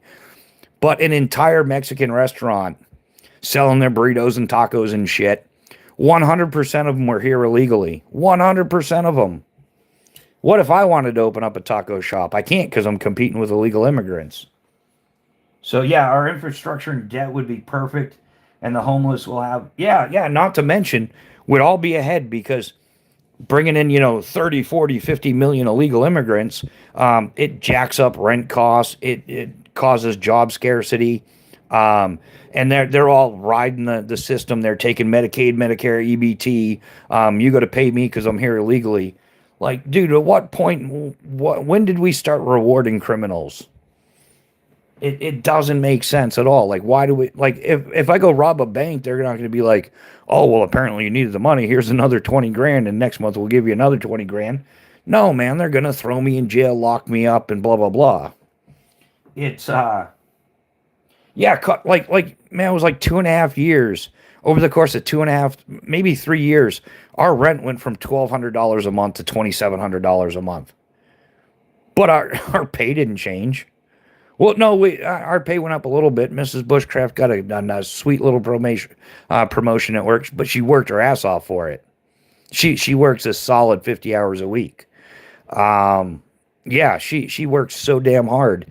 Meanwhile, we got a bunch of Somalis running a fake daycare with 99 ghost kids making $2 or $3 million a year, telling Americans we're jealous because they're successful and we're not. No, you're fraud, you're criminals, you're scum. And yeah, man, absolute scum. I don't know. I know everybody got butthurt because Trump called the Somalians garbage. So I'm just whatever's 10 times worse than garbage, trash. The Somalians aren't the fabric of America. They're the skid mark on the fabric of America. That's what they are. Yeah, absolutely. And yeah, I don't. Um, yeah, I can't afford to pay rent, so I live in my camper on my friend's property, and I walk to and from work every day with my dog. Right. Well, the Ink Man, what you got to do is you got to open up a Leering Center. You don't need any kids to sign up. You just got to get like this little government approval and open up a Leering Center, man. Then you can live in a 7-figure home. You can own a couple of Cadillac Escalades. Have a different color for each day of the week. Why not? That's what you got to do, because that's how you succeed nowadays. You don't do it through hard work and dedication. You do it through scamming and defrauding the government. Like and this is how they get away with it. Last year at this time, I was getting 20 to 30,000 views per live. Now I'm getting a few hundred. It's I live about a half a mile away from work. Yeah, man. I lived at work 90% of the time. So yeah, most of the, because we move every 6 months, like with the season. So nobody will lease you an apartment for 6 months or whatever. So they usually have like like a campground setup, like campers, RVs. So yeah, as a professional skydiver, one of the perks is you get to live like white trailer trash most of the time. But rent's low. They usually just charge you a couple $100 a month to cover utilities and stuff like that. But yeah, I don't know. The Somalians were smart enough to defraud an entire state, but too dumb to fix their own country. Yeah, exactly. Yeah. Well, I've said that before too. If all these illegal immigrants that we're allowing to come here are so great, so wonderful, so skilled, so talented, why aren't they fixing their own damn countries if they're that good?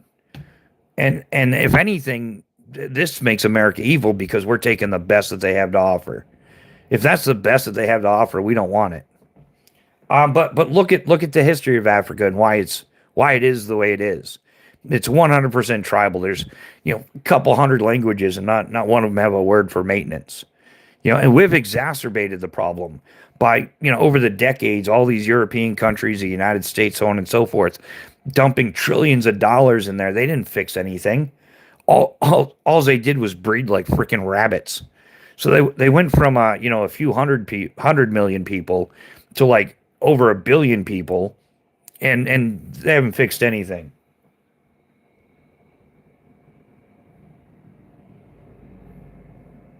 Yeah, lots of clicks and clacks though.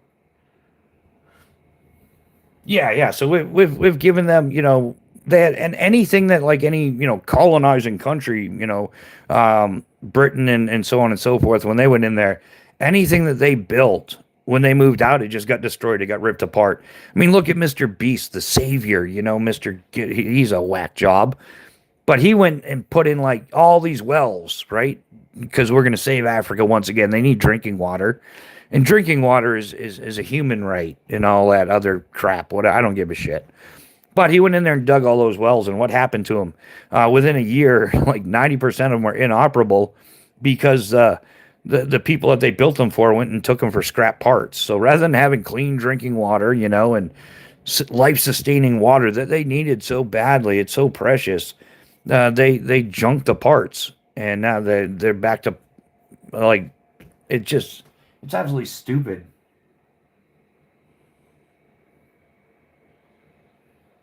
Yeah, for just $1 a day. Yeah, and then they blame Mr. Beast for it. Like you shouldn't. It's your fault. It's as ignorant as these Somalis, right? Because it's not the Somalis' fault that they frauded the U.S. government and the taxpayers out of billions of dollars.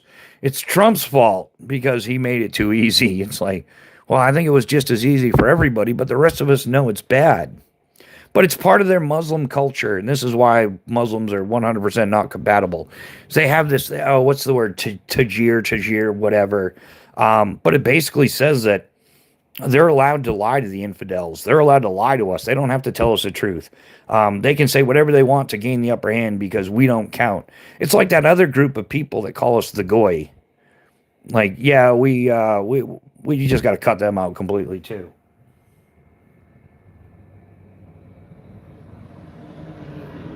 Mr. Beast could build them a well. Wait, he did? Yeah, he built a bunch of them. There's a whole bunch of videos on it on YouTube showing him going there and building all these wells and everything. And then within a year or so, they had scrapped them all. Not like the African people didn't know what to do with it, so they took them apart and sold it for scrap metal, or I don't know what they used it for. Man, I don't know. Maybe I don't really know, but man, well, they got to get their cut due to inflation. Yeah, for less than the cup of a coffee, yeah, you can feed us poor starving Africa. Well, we created the problem. Like I said, all the trillions of dollars that get dumped into there, they didn't do anything with it. They didn't build housing. They didn't build schools. They didn't get educations. They just bred like rabbits and like exacerbated the problem. I don't. Nick was here earlier. I don't know. Maybe he's filling up his coffee cup or something. He's been skirting around.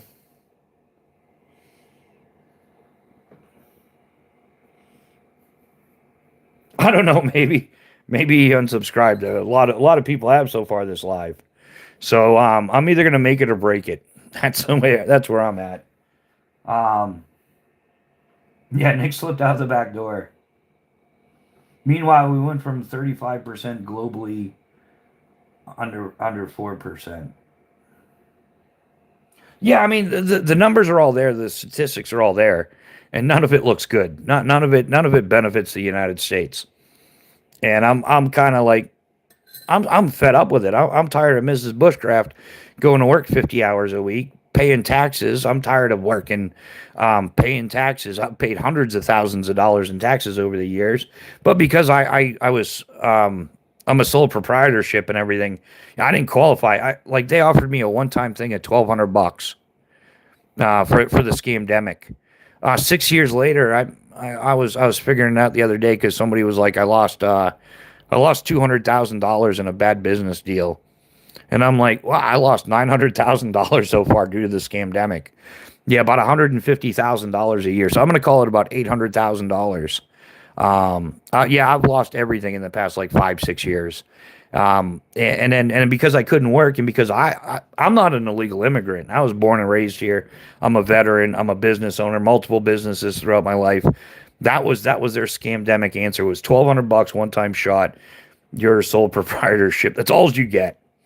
So yeah, I had to sell my skydiving gear. I had to sell it. Man, I had some nice stuff. But I had to sell it to pay the bills, because I'm not going to rob the landlord. I'm not going to rob the utility company. And, 5, 6 years later, I'm sitting here going, oh, wow, I've made about $800,000 less than what I should have. It's hey, but America, land of the free, used to be the home of the brave, but now it's the home of the fraudulent illegal immigrant shitbags that are robbing us blind, taking over our cities, taking over, like, yeah, they took over like New York City. Come on, man. How's that working out for them? So far, they're not happy. But what they do is they take the mass illegal immigration and they put them into an area, and then that's how they vote their people in. That's what happened in Minnesota. That's what happened in South Portland, Maine. Um, then they use those that are dependent on the system and point the finger at the ones that actually work, and say he doesn't want you to have it now. Now go. Yeah, exactly. Yeah, yeah. They invite him in here, rob us blind, and if you say something about it, you're a racist, you're a bigot, you're a fascist, you're a Nazi, you're an Islamophobe, you're anti-Semitic. You're shut the fuck up. I'm tired of being called names that I'm not. In fact, it's almost to the point like when you were a kid, like my parents were always like, when they would go away, don't be throwing parties. I'm like, I don't throw parties. And then they'd be going away for the weekend. Don't throw a party. I never threw a party. And then like, did you throw a party? I'm like, no, I didn't. I didn't throw a party. Until the one day I got sick of being accused of it, and I threw an awesome party. And everybody from my high school was at it, and we partied like rock stars. If I'm going to get accused of it long enough, eventually I'm going to do it. Like, if you're going to accuse me of being guilty, eventually I'm going to be guilty. And I think that's where we're at. The 1965 Hart-Celler Act prioritizes brown immigrants. Yeah, they've been doing it since and then like when I was in the military, we had affirmative action, which was kind of like probably a step off of something else I'm unaware of, but right before DEI, and it was the same thing. Yeah, like, and it affected like all kinds of people because it was like government run affirmative action. So we prioritized lower IQ people over qualified people for all kinds of, not just the military, but fire departments, police departments, everything got handled that way. Um, I almost got away with throwing a party, but got caught because storm door was hung wrong way open the wrong way. Yeah, then they use that they're dependent on the system and point the finger at the one that. Yeah, that's why I'm raising my daughter to be like me in Gen X, so her eyes are open to the world. Yeah, yeah. Start teaching critical thinking again, man. I think that's one of the best things I ever did. Yeah, I had the opportunity. I taught a young man, like a boy still, 12 years old, just wanted to take everything I said for gospel, and we were talking about it, and he talks to some of his friends, so on and so forth. But anyhow, I got to explain to him, it's like, look, man, don't take anybody's word for what it is. Like, get multiple resources, gather the information, process it, and make the best decision you can for yourself. And he even went as far to say, yeah, but if you tell me aren't you, then it's true, right? And I said, well, yes and no. Yes, because I try to give you the best information I possibly can, but no, because I could be wrong. So once again, you should take all the information and come up with your own conclusion, make your own decisions. Yeah, make critical thinking popular again. And definitely I think it's something we have to teach. It's not just normal. That's okay. I one time was so tired after a 14-hour shift, I installed a lock on the wrong side of the door. Zoe the cat, welcome back. Good morning. Good morning. How are you? Yeah, it happens, I guess. Yeah.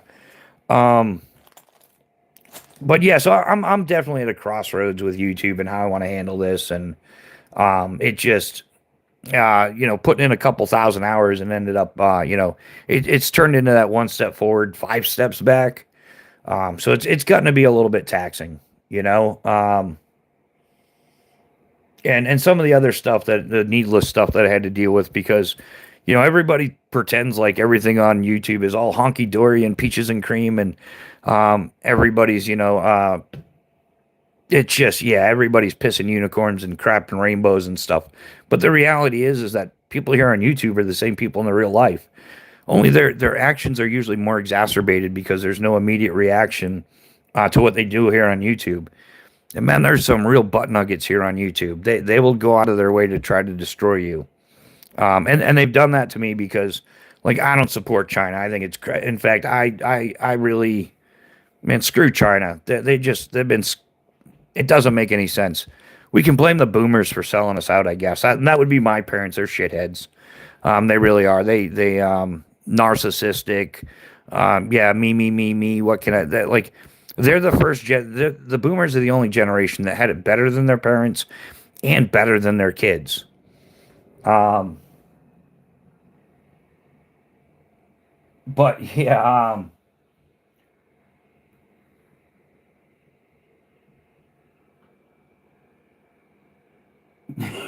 yeah, that's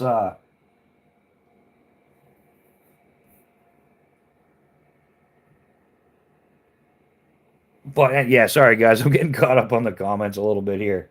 I try to. That's something else, man. That drives me nuts on YouTube. Ever been to one of those channels where the only people they talk to are the super chats? Um, when channels reach that point, that's when I unsubscribe 110%. Like, yeah, I've been to a few of them lately, and I unsubscribed because I think that's the most bunk thing out. Like, okay, so the only way we're gonna have this conversation is if you pay me. Um, in fact, they're making so much money off their thing, they could probably not monetize their lives and have active conversations with everybody. But yeah, when oh man, that bugs me. It really does.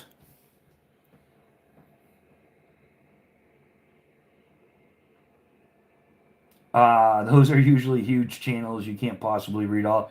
Right. Man, you're spot on. You can't possibly read all of them, but you could read some of them that aren't paid for. You really could. You could. You can't answer 100% of everybody. You're right. You're right. If there's 500 or 1,000 or 2,000 or 5,000 people in the live chat, you're absolutely right. You can't answer all of them, but you could answer some of them. Just a couple of, just a few people. But they'll answer only and only the one people that pay. Like real, I sat through a live chat. Dude made more in that live chat than I did for an entire year of hundreds and hundreds of hours of lives. He made more in 2 hours than I have. So yeah, I do agree. Yeah, you can't answer every single one of them, but you can answer some of them that don't come with a super chat. So and that's when I'm like, okay, now you're just I start to think they're biased because they're only going to answer shit that people pay for. Um, oh yeah, YouTube takes 30%. I agree, and it's not how much money they make off of the super chats. That's not the issue. The issue is they only answer questions that are super chats. So unless you're willing to give them, $10 or $20 or $50 or man, I've seen some go as high as like 200, 500. Um, but yeah, you're just, it doesn't, yeah, it is what it is. Um,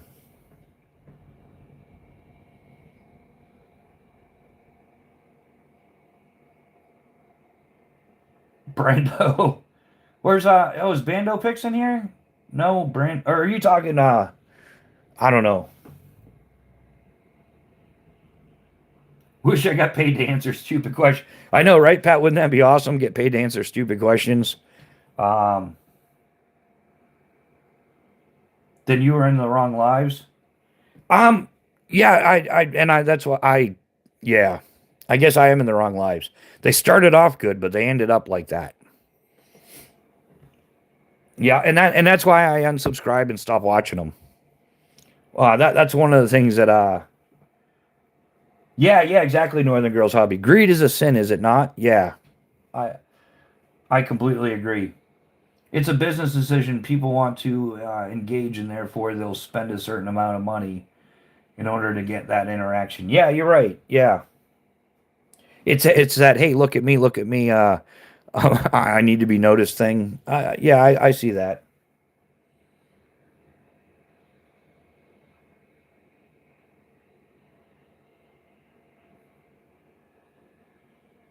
Yeah, Pat. I mean, I guess part of skydiving was I got paid to answer stupid questions. I don't know, subject to interpretation though, but I answered a lot of stupid questions from a lot of stupid people. Because whenever we go on a weather hold or we got to do a little quick maintenance on the planes, throw some fresh duct tape on there. And yeah, all the people waiting to do their tandems are waiting around. Yeah, they just ask nonstop questions. Some of them are stupid, some of them are not, but a lot of them are. There's no stupid questions, only stupid people. No, I'm going to disagree with that. There are stupid questions. In fact, I think the person that came up with the saying that there's no such thing as stupid questions was probably a stupid person that wanted to like gaslight you into believing that there's no such thing as a stupid question, because there are definitely stupid questions. Um, so yeah, I always kind of like I look at that a little bit differently for that reason. But Lakeside, good morning, good morning. How's it going? But yeah, there's definitely stupid questions. I think that whole thing is just propaganda. You know, that way there, you know, we can't be out in the stupid people, the low IQers in society, which hey, most of them are imported to be honest.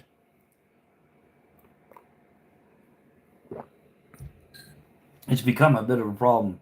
Yeah, I don't have patience for stupid people anymore either. Yeah, we gotta stop catering to the lowest denominating factor. Um, yeah, it is. Um, how high do you have to be before you jump out of the plane?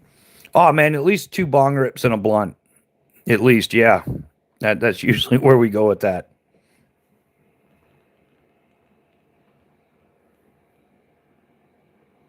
Or you meant the actual FAA regulations and stuff like that. Um, well, it depends, military or civilian. Military gets a whole different set of rules than what we do. But usually, usually you want at least 2,500 feet.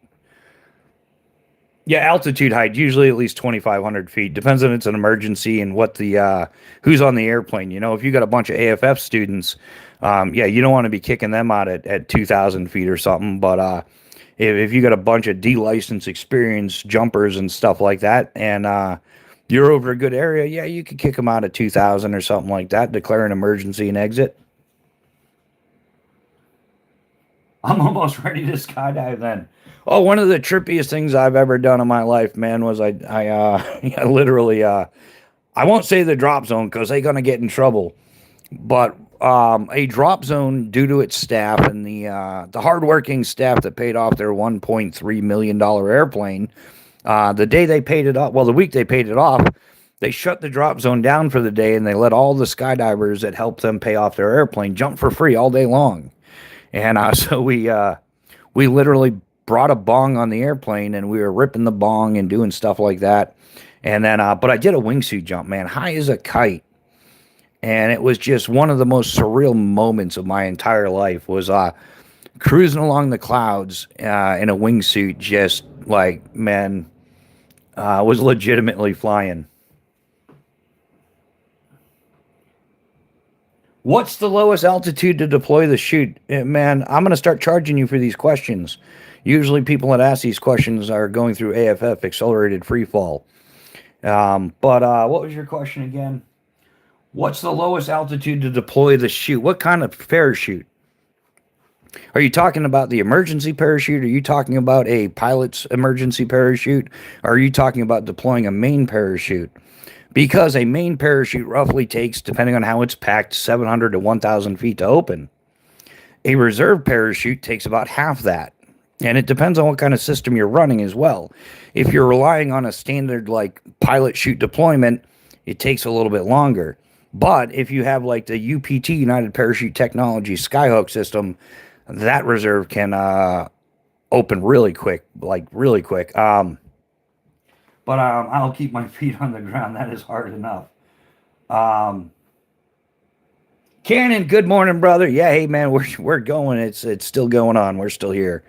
So yeah, and ultimately, if you find yourself falling through the sky without a parachute above your head, my advice to you is keep pulling handles until your either your parachute opens or your goggles fill with blood, whichever comes first.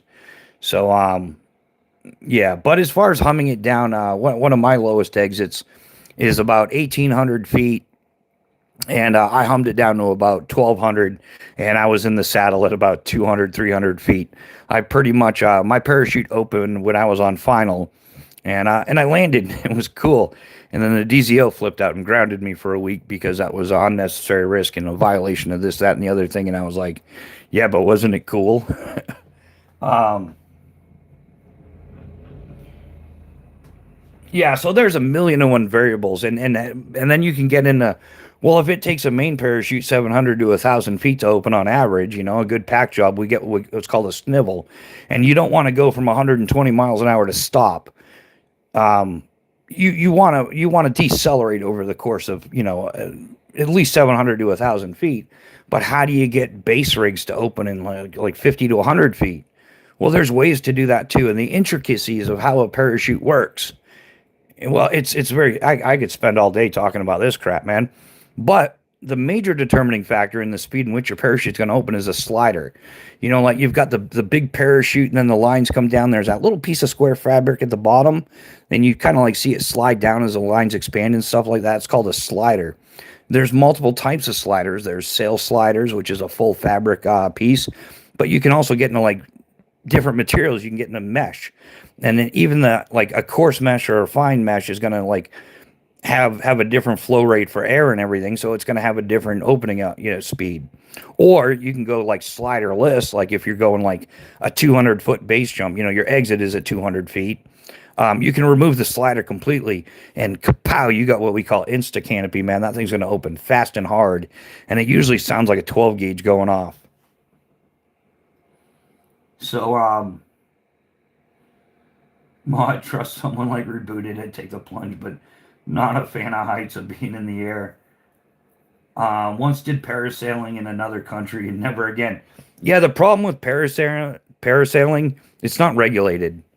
Anybody with the money that can buy a parasail and a boat and a piece of string to attach that parasail to the boat, you're in business. There's no regulation in it. And the same thing is true with bungee jumping. Rock climbing is like that as well. Anybody can jump on eBay or whatever, Amazon, buy a bunch of rock climbing gear, go out rock climbing. So be careful who you adventure with. But skydiving, for the most part, is self-regulated. It's regulated by the FAA, and then we have like a subcategory called the USPA, which is really a private organization. It's not federal. But the United States Parachute Association, USPA, kind of sets the guidelines and recommends stuff to the FAA, and that's how we come up with our regulations. In fact, if you go to a skydive center, there's only two people on that drop zone that are like federally qualified. That's the pilot and the parachute rigger. They're the only two that are required to have FAA certifications. Better now in the past few weeks, Cannon.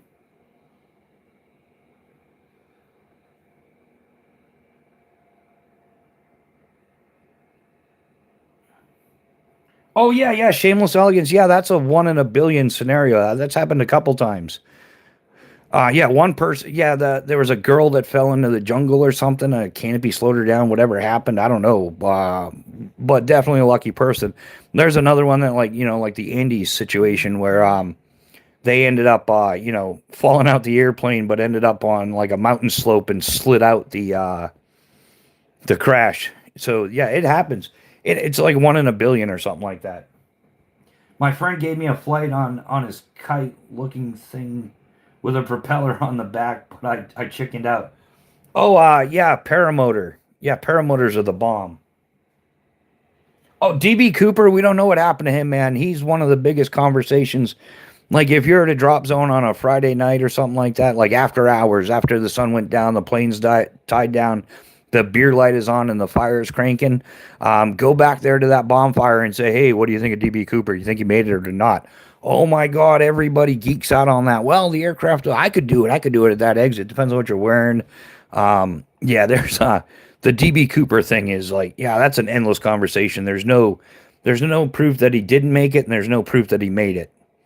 They found some like bills in a creek or something like that years later. But yeah, I saw a story of a girl that had an instructor attached to her back, and the chute didn't open. She survived even with him on top of her. There's weird scenarios like that. There's another one where a lot of the accidents happen with like partial malfunctions, meaning like the parachute isn't fully open and flyable and landable, but it's creating some drag nonetheless. So you're not doing like I'm not going to use the word terminal velocity, but you're not at your maximum speed. And or like there was one woman, uh, she had like it was a partial malfunction where like the right side of the canopy hadn't opened all the way. I think she had like a partial line over or something, so it caused her like to be in a hyper spin. But the spin was enough that slowed down her vertical fall rate. And when she finally impacted the ground, she didn't like pound in. She ended up like sliding in. So like the rotation of the canopy that was pretty almost knocking her out um, caused that. But I don't understand the fascination with it. I'd rather keep my feet on the ground. Well, Cannon, and that's the problem, man. I completely, yeah, it's definitely safer if you stay on the ground. 110%. There's no chance of becoming a parachuting fatality if you never go parachuting. But it's one of those things, man. Once you've done it, you just, man, it's surreal. It's some next level living. It's living in the moment. It's adrenaline and what's going on. Yeah.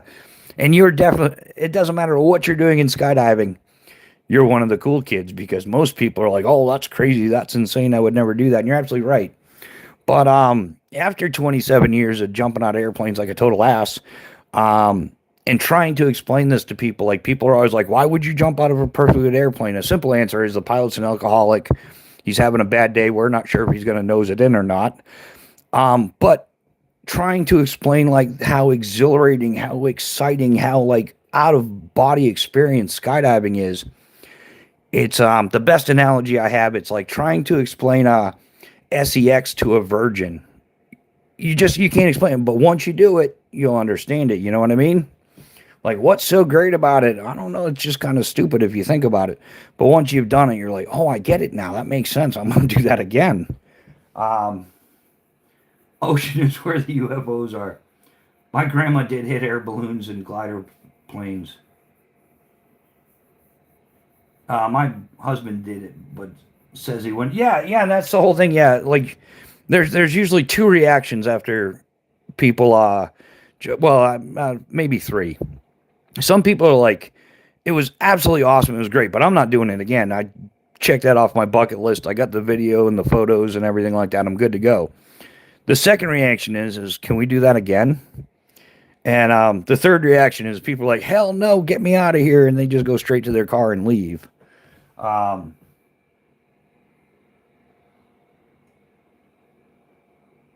yeah, exactly. Trish is my kind of girl. I'll try anything once. Okay. And that's how it is. Yeah, some people it's the movie The Bucket List or something created a whole bunch of bucket list jumpers and we were like and it all came in like we were completely oblivious to the rest of the world. They're like, "Did you see that movie? That's why I'm doing this. The bucket list." So now it's on my bucket list. Um and there's all sorts of reasons why people jump out of a perfect airplane.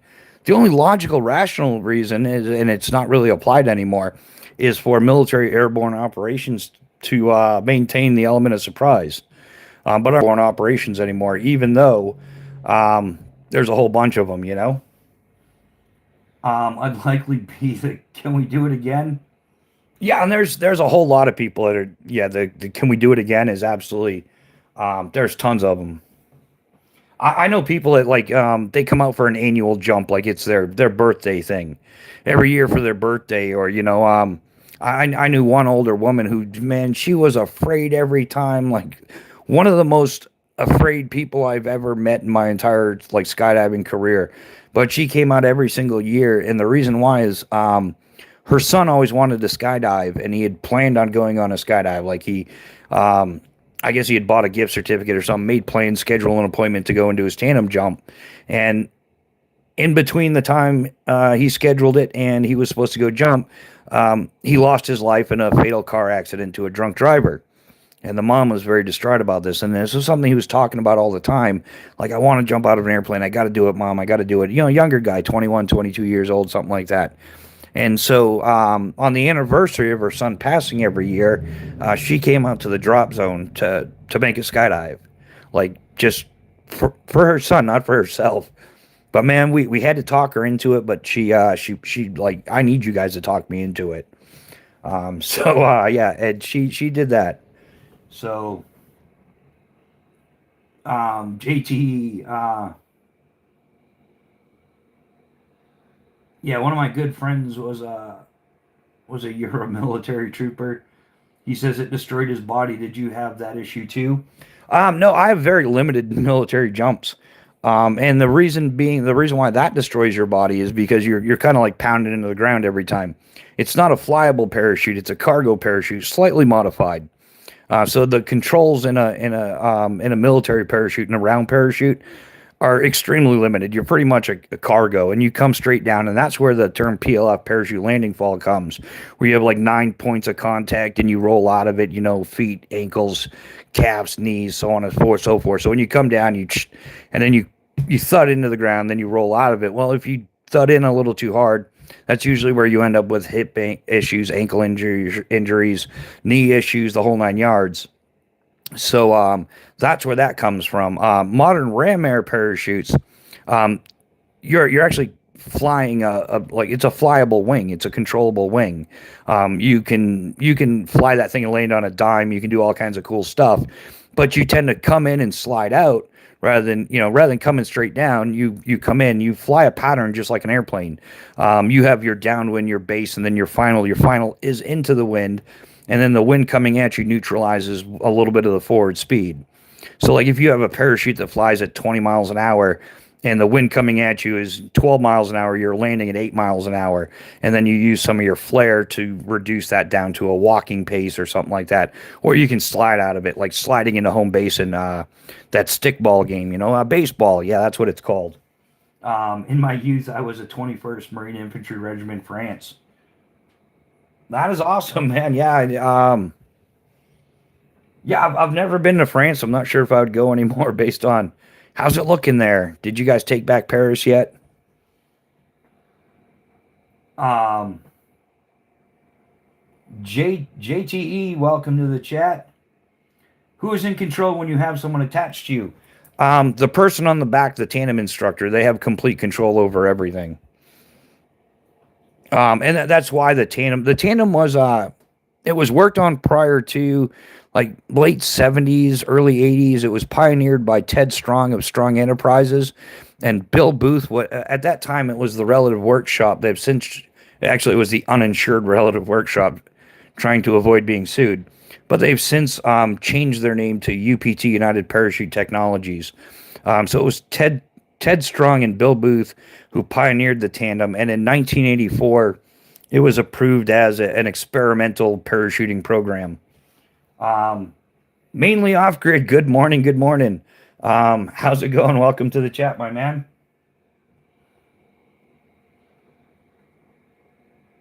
But because the FAA requirements are that you have to have two parachute for an intentional jump.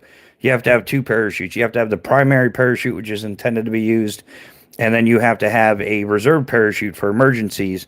And the reserve parachute has to be packed by an FAA certificated parachute rigger. But by doing a tandem, that was in violation of FAA regulations because it was two parachutes per intentional jump. Sending out two people, they had to have four parachutes.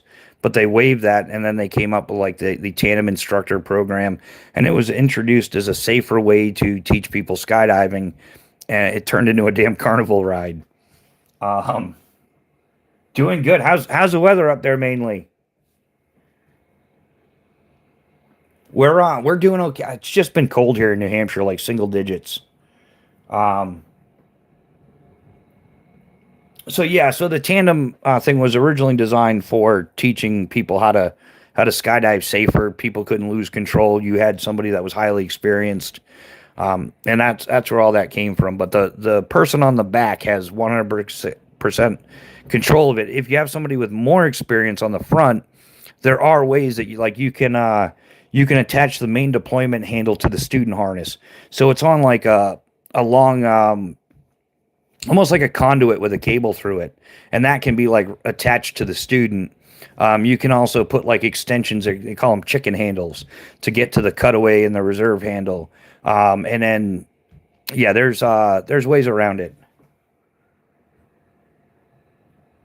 How do you land like that? Hopefully soft. You land the same way. Usually, what we do is depending on who it is and whatnot. But when we come in on final for landing, what I'll usually tell, like, and this is all brief before you jump, obviously, but I'll tell them to pick their feet up. So they're on the front of the harness, and you raise your feet up at the hips. You got to be able to hold your feet up about hip length, and then you want to flare, bleeding out the rest of the speed, creating lift as well. And you kind of want to put it as a step, like a step down landing. Like you're gonna come in and then just kind of like step. It's gonna be a little bit of a drop at the end. As soon as I feel I'm standing up, and you have to be able to hold up the student weight as well as the gear, then you'll tell them, go ahead, put your feet down, and they'll stand up as well, and then you just collapse the parachute. If you're coming in with a lot of forward speed, like you didn't gauge it, or you don't have a headwind neutralizing your forward speed at all, and cutting off the rest with a flare. When you do the same thing as you're coming in with forward speed, you tell a student to pick up their feet. Same thing, they're going to pick up their feet at bending at the hips, at least to waist level. And if I'm coming in fast, I'll work the flare and drop out of it. I'll pick my feet up, and then you kind of slide in on your butt, and you slide out the last 10, 15 feet, whatever. So it depends on what the wind conditions are, what the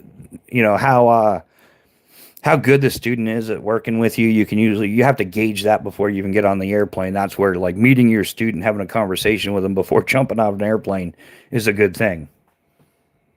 Um,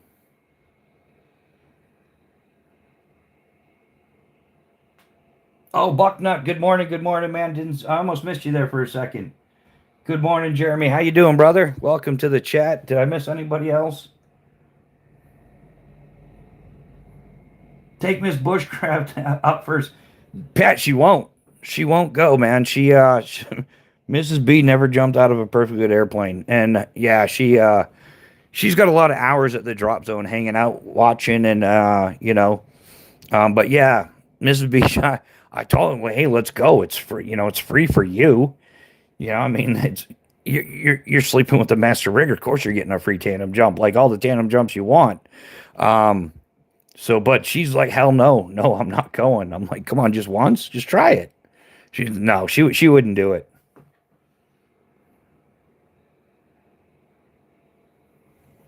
Yeah, the ink man, yeah, roughly 90-degree angle or so. Oh, take the cat up for her skydive. Pat, yeah, I've got like, man, I've probably packed like 150,000 or more parachutes without ever a failure over the course of 27 years. And people would be like, dude, you finally had a parachute that failed. Like, what are the odds? I'd be like, I don't know. Poor cat didn't make it, didn't have a chance. Um, they have weight limits for those jumps. Yeah, yeah. Tandem jumps are a combined maximum exit weight of 500 pounds. That includes everything you're wearing, the instructor, everything they're wearing, as well as the jump gear. And a tandem rig weighs about 55 pounds. So yeah, maximum exit weight of 500 pounds. You want it to be a little under. She is smart. I would never do it either. If we were meant to fly, we would have wings and feathers like a bird. Yeah. But the ink man, I use that. That makes sense. Yeah, if we were meant to fly, we would have a feather and wings. And what the hell are we doing living in boxes? We weren't meant to live in boxes either, but all of us live in a fancy house. Well, most of us, some of us nowadays. But yeah, man, I just that kind of logic doesn't make sense with me. Like, yeah, if we were meant to fly, blah blah blah. But if we were meant to live with boxes, and yeah, that would be different too, wouldn't it? Um, so yeah, these little cubicles that they get us into. JT Bushcraft, welcome to the chat. How you doing? Good morning. Good morning. No, you could probably make it, man. 260 plus 55, 315. So you would, I could take you on a skydive, dude. We would make the cut. We'd hit about 480. Yeah, we'd make it. Oh, I love bushcraft too. I love the outdoors. I love all that stuff. What's made it difficult is, where do you go do this stuff anymore? Like, everything's all the dispersed camping areas are being shut down, and geez, man, I don't know how it is where you're at, but in New Hampshire they want to charge like $50 a night to put up a tent. and like 3 feet from somebody else's tent. They like peck in there like sardines. So yeah, exactly. Yeah, if we were meant to swim, we would have gills, So never get in a boat, man. Like that's the same thing. Yeah, if people were meant to fly, they would have had wings and feathers. Yeah, if we were meant to swim, then we would have had gills and fins. Yeah. So, but people are out boating and swimming, and man, at least in the sky, there's nothing really trying to eat you. But there's been a few people eaten by sharks. I'll eat a really large meal for a few days. Yeah, that's one of the jokes we pass around with skydiving. You got to get out of the airplane and skydive because if sitting in an airplane is flying, then sitting in a boat is swimming. Like open the door, get out and fly. Um,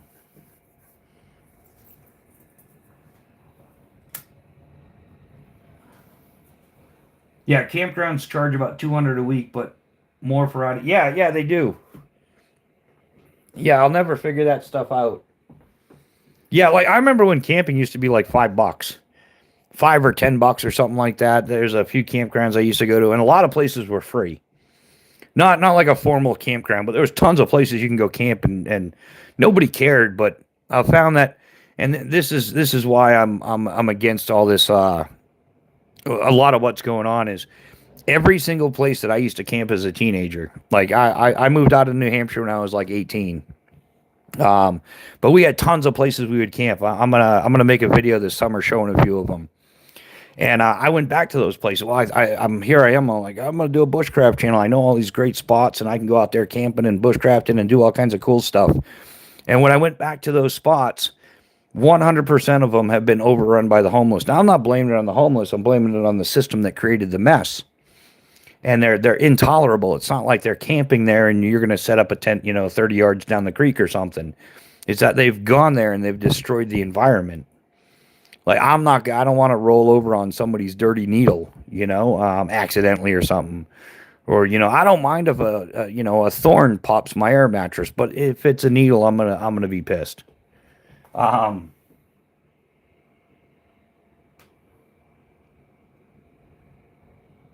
yeah, campgrounds charge about $13 a night. I remember. Yeah, now it's crazy. Yeah, it's crazy. They're a mess. They're like just these dirty little, like a patch of dirt that. Yeah, it's horrible. Yeah, yeah, Lakeside, and that's what it is, man. There's one spot um that I used to go. Man, my friends and I we used to go there all the time, and we'd do bushcraft. We'd make chairs and we'd bring some rope out there and make like one of those little swinging seats or something like that. Um, yeah, we had the little tripod and stuff, so you could hang a pot and like it's the 1800s again. And we're gonna boil some porridge or something. I don't know, but we did all kinds of stuff out there, and we were always respectful of the property, and we never left wrappers or anything, and not that we left the only stuff we left there, the owner was cool with. Um, like I said, we built some chairs or something like that out of some sticks. Like I guess that's what modern bushcraft is. I think modern bushcraft is actually bunk. Nothing about it's really making sense because what I guess bushcraft is dressing up like Grizzly Adams and going out in the woods and carving shit out of sticks. I don't know. It's a little bit confusing. I'm still trying to figure it out. That's why thus the channel Bushcraft Rebooted because most people aren't out there bushcrafting. It's what we call reenacting. Um, yeah, I need to make some eggnog. Might be a good morning for rum and eggnog. Roast is in the wood stove. Nice, nice. Yeah, I could go for a little eggnog. Man. I didn't get any eggnog this year. Yeah, the economy is not affecting us at all. Cannon, yeah, the shark thing is a very good point. I never thought of it that way. Yeah, yeah, sharks are real, Cannon. And if you're swimming out there in the ocean, they do eat people from time to time, but there's never once been an occasion where a skydiver got eaten by a shark or anything. Or, but a bald eagle didn't come swooping down and eat them either. So less hazardous. And all of skydiving and all of U.S. history and all of recorded jump history, there's only been 2 cases of a skydiver getting hit by an airplane. Only, yeah, 2 cases, yeah. And it was always the skydiver was where they weren't supposed to be at a given time. And well, the airplane was coming in on final to land and couldn't do anything and just poop. Yeah, so I guess if you are going to jump out of airplanes, make sure you know your landing pattern, make sure you know your drop zone area, and do not fly in the path of incoming aircraft. That would suck.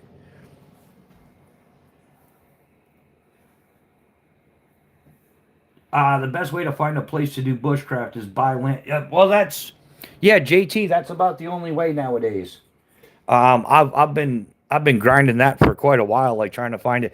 Yeah, the only way you can really do any bushcraft is if you own the land, and therefore it's your land. But there's still limitations on what you can and can't cut down. So you have to know that. Or if you know somebody who owns land and is nice enough to let you use it, or you like sublease or something like that. Yeah. But yeah, sky sharks. Cannon eggnog is gross. I think that's why they only sell it once a year or something. I usually have like a small glass of it or something, you know. I don't know. It's kind of like having a shot on New Year's, you know. Have a little eggnog with the. There you go, Sharknado. I've seen that movie. Like, I've seen the thumbnail come up on YouTube, but I can't bring myself to watch something like that. Hold on, there's sharks living in a tornado. Like, come on, man, you guys got to try a little harder. I'm not falling for that crap. Oh, you saw a movie about Sharknado?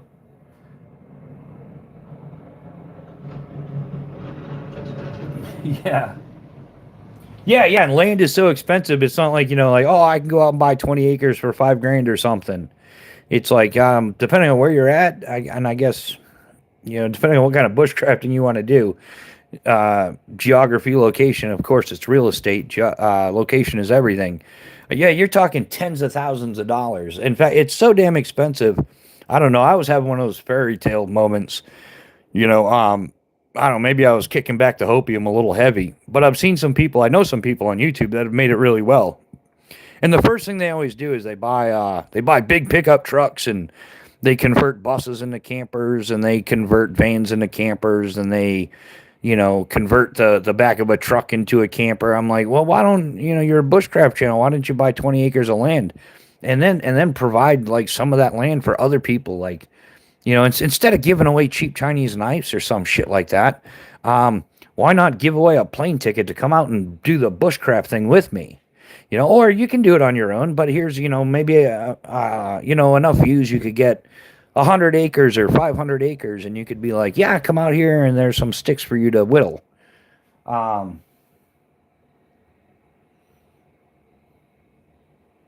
yeah, it's difficult to buy land. It's expensive, and then even when you own the land, you got the state. You can't cut down this tree. You can't do anything over there because that's protected water land. Like it's hard. Like most of the land that's available is protected. So yeah, or something, or you just can't. Oh, this type of tree or that type of tree, or because that bird lives there, you can't build a house. Um, Rob's knives. Good morning. Good morning. What's happening? Yeah, studio apartment here is over $1,500 plus utilities. Yeah, it's gotten crazy expensive everywhere. Shameless elegance. My husband wants to do that hug. It's going to be so much upkeep. We're not getting younger. Yeah, and that's the other thing. I'm not getting any younger. And I got to be honest with everyone. Not 100% of my landings were of high quality, if that makes sense. Yeah, man. Sometimes my landings sucked. And I didn't listen to my elders. They said, hey, slow it down a little bit. You're going to feel that when you get older. And I'm like, I feel fine. You don't know what you're talking about there, Pops. And, well, now when it gets cold, my hip hurts like there's no tomorrow. That titanium rod in my femur, I don't know if it starts vibrating or whatever, but when you've got some metal put into your body, cold weather affects you, and it's what we like to refer to as a suck fest. But hey, in hindsight, I should have listened a little more. Maybe I should have been. No, hell with that, man. I lived it up. Go big or go home, right?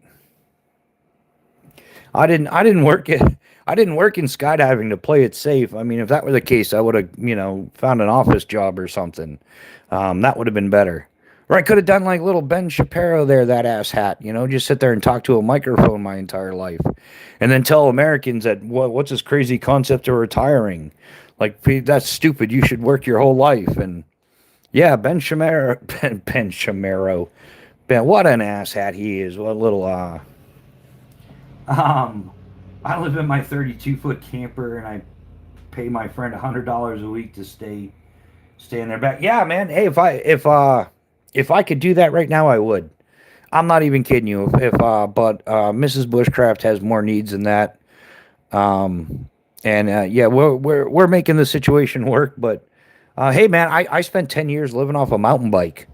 And when I was at a drop zone, I either rented a local camper or something like that, or some drop zones like Long Island. There's no camping there, so they actually the owner of the drop zone owned a couple of houses. We called them staff houses, and we would rent out rooms there. And it was, they were like 4 bedroom, 5 bedroom houses, and there was a couple of skydivers living there. And um, Son Rob, man, he was banging a fat chick.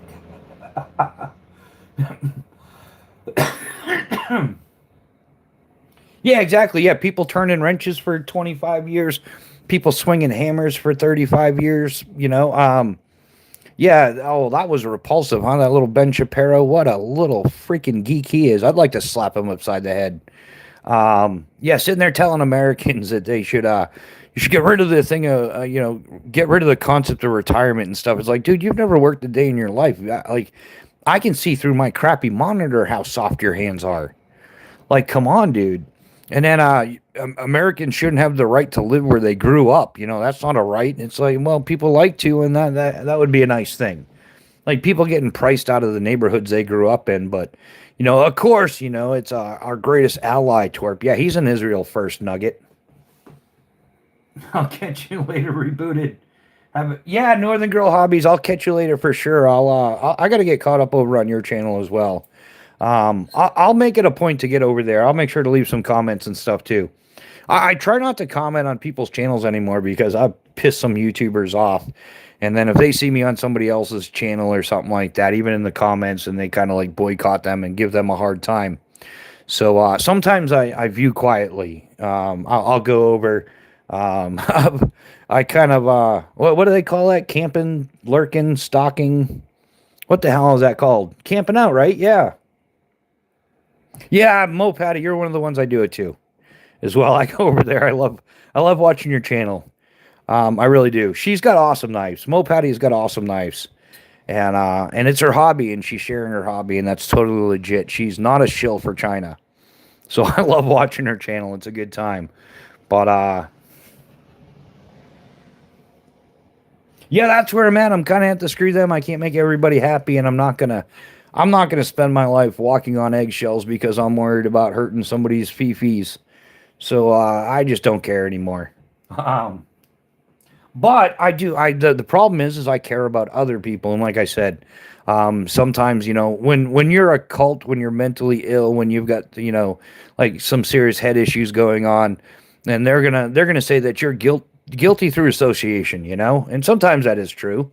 So yeah, sometimes I watch channels and depends on who's in the comment section. I won't say anything because I don't want them to be like guilty through association because of my viewpoints or something I said on my channel.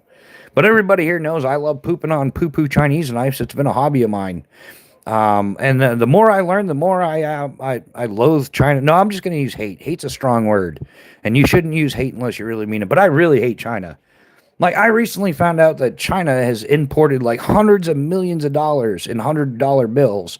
That even our own Federal Reserve and the people, the DEA, whatever, whoever's supposed to be detecting these things, they can't tell the difference. So there's hundreds of millions of dollars in counterfeit $100 bills that China like proudly produces and brings to our country and sells to like criminal people for like 10%, So they give them $10 and they get $100. So it's one of the things undermining our economy and just another thing China is doing to, destroy the United States from within. But yet they're a communist country. I think, especially Gen X and stuff like that. I have family members that serve fighting communism and stuff like that. But now we're financing communism like through purchasing all this crap from them. We got sold out by the boomers. I know they sent like 90,000 factories to China, losing 90 million jobs or something. Um, Thank you. I do have some from China, but they are Well, oh, Trish, now we can't be friends. No, I'm just kidding. Um, I understand it happens, but I mean, like, once you know, you know. If you don't know, you don't know, you know. And I'm a pig-headed OCD parachute rigger that, like, if I have any choice in the matter, I'm not buying Chinese products, and I like to, like, kind of like tell people why. Like, why don't I support China? Because they spend all their time trying to undermine us, you know. Like all the stuff that they make, you know, for the fentanyl, and then they send it to Canada and Mexico, and it gets turned into fentanyl, and then it's you know it's killing like 100,000 Americans a year. You know, not to mention it's destroying other lives too. But we have like on average, I guess we're up to like 100,000 fatalities a year now from fentanyl coming from China. So, you know, along with counterfeit money, and then now here's where Trump's an asshat, right? Trump's inviting like 600,000 Chinese people here on work school visas so they can go to our colleges and everything. And what do they end up doing? They end up stealing our technologies and bringing them back to China. Anybody who's ever had anything made in China, one of the first things they complain about is, man, like 2 weeks later, I saw a knockoff of my product on, you know, it's like, well, yeah, that's what you get for counting on China. Like, they don't care about our laws. They don't care about our way of life. They just want to undermine. They're all getting us back. Oh man, it was the opium war, you know, back 100 and something years, 150 years ago, all that opium. And now, like, China plays the long game. They've been around for a while. So yeah, in 2000, there were 9 countries without Rothschild-owned central banks. There were only a couple left. Yeah, yeah, the Rothschilds there. Yeah, they care about everybody. um, yeah, let me just get caught up. Yeah, yeah, that's the whole thing. It isn't crazy to want shit made in America, to be made locally, man. You're absolutely right. And but I think there's a few people in here that'll vouch for me that the amount of slack I or the kickback I got from like promoting, I wasn't even aware of it at first. I'm like, I love American made products. My knives are made in the USA. I love that. It's a veteran owned company, everything like that. And why buy anything from China when you can buy this stuff? And yeah, man, I caught a ton of stuff. Mrs. Bushcraft's in the house. Yeah, we're not burning anything. We're actually behaving. No, if we're not, it's Pat's fault. B&A did it. No, no, Trish did it. It was Mo Patty. It's Mo Patty's fault. It's yeah, somebody who loves cats. It's your fault, not mine. Yeah, crash. But Taiwan's not China. At least Taiwan's an ally of the United States. They work with us, providing chips and stuff like that, computer chips, all sorts of things. But yeah, Taiwan's not China. Well, at least it's not at the moment. China wants to take back Taiwan. Something fierce though. Um, yeah, it was Canon. We're getting. Don't worry, Canon. I got you, brother. We got a couple extra crayons for you today. Um, yeah, Taiwan has high quality. Yeah, yeah, Taiwan. In fact, this is from Taiwan. This is a spider cut that's made in Taiwan, and it's great. And how do I know? I've been field testing and home testing and kitchen testing, and man, I've used this knife for everything in the past year, over a year now. And yeah, Spyderco subcontracts out some of their stuff to Taiwan, but like I said, it's not China. In fact, I'm looking into gear from Poland, and I've been looking at a couple of companies in Poland because I love what Poland's doing. Man, the president of Poland loves his people. That's what every country needs. You need a president that like acts in the best interest of his people, not for money or not for power, you know. And Poland is highly man. What's his name? Does anybody know his name? I can't remember. It's man. I don't know. It's the greatest president in the world right now. Grandpa, yeah, China will move on Taiwan. Clock is ticking. Yeah, yeah, you're not kidding, Ground Fog. It's not a question of if, it's a question of when, and China just keeps getting more and more emboldened about it. And yeah, it'll happen. Yeah, their border is what we should exactly. Yeah, why can't we do it here? We're the most powerful country in the world. Blah blah blah blah blah. But we can't keep the borders secure, so it's not really a country without secure borders, is it? But Yeah, it's funny because these same people that are rooting for China, China has borders. You can't. They won't even let you out. Forget about letting people in. They won't let you out. Unless you're coming here to spy. You know what I'm saying, though. But all the other countries in the world are allowed to have borders except for like the United States and Canada and England and stuff like that. Like, oh no, we're a multicultural shithole. I mean, diversity is our strength, liars. We're really finding out that it's not. Like when you find out that more than 50% of your taxes, your federal taxes and stuff are going state and federal are going towards fraud, illegal, mostly done by illegal immigrants, or and there's always some Caucasian shithead running the show. What's her name? Amy something that was doing that stuff in Minneapolis. She was like the contact information for like 40 something daycare centers that didn't really exist. Um, she had a mini Arcus with like blue twill carbon fiber looked sweet. Yeah. Or is that the purple one?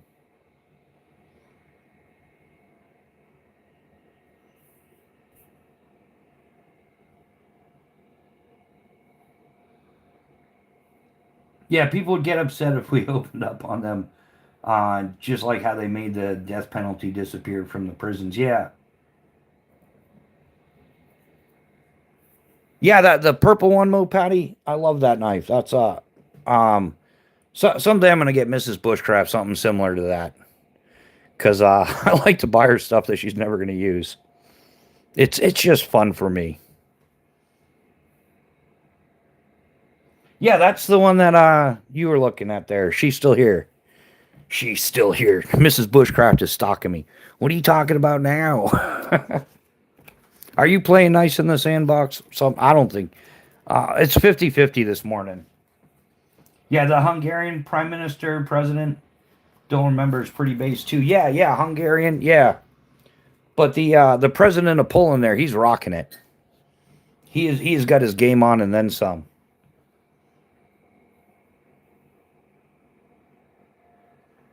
Oh yeah, purple, yeah.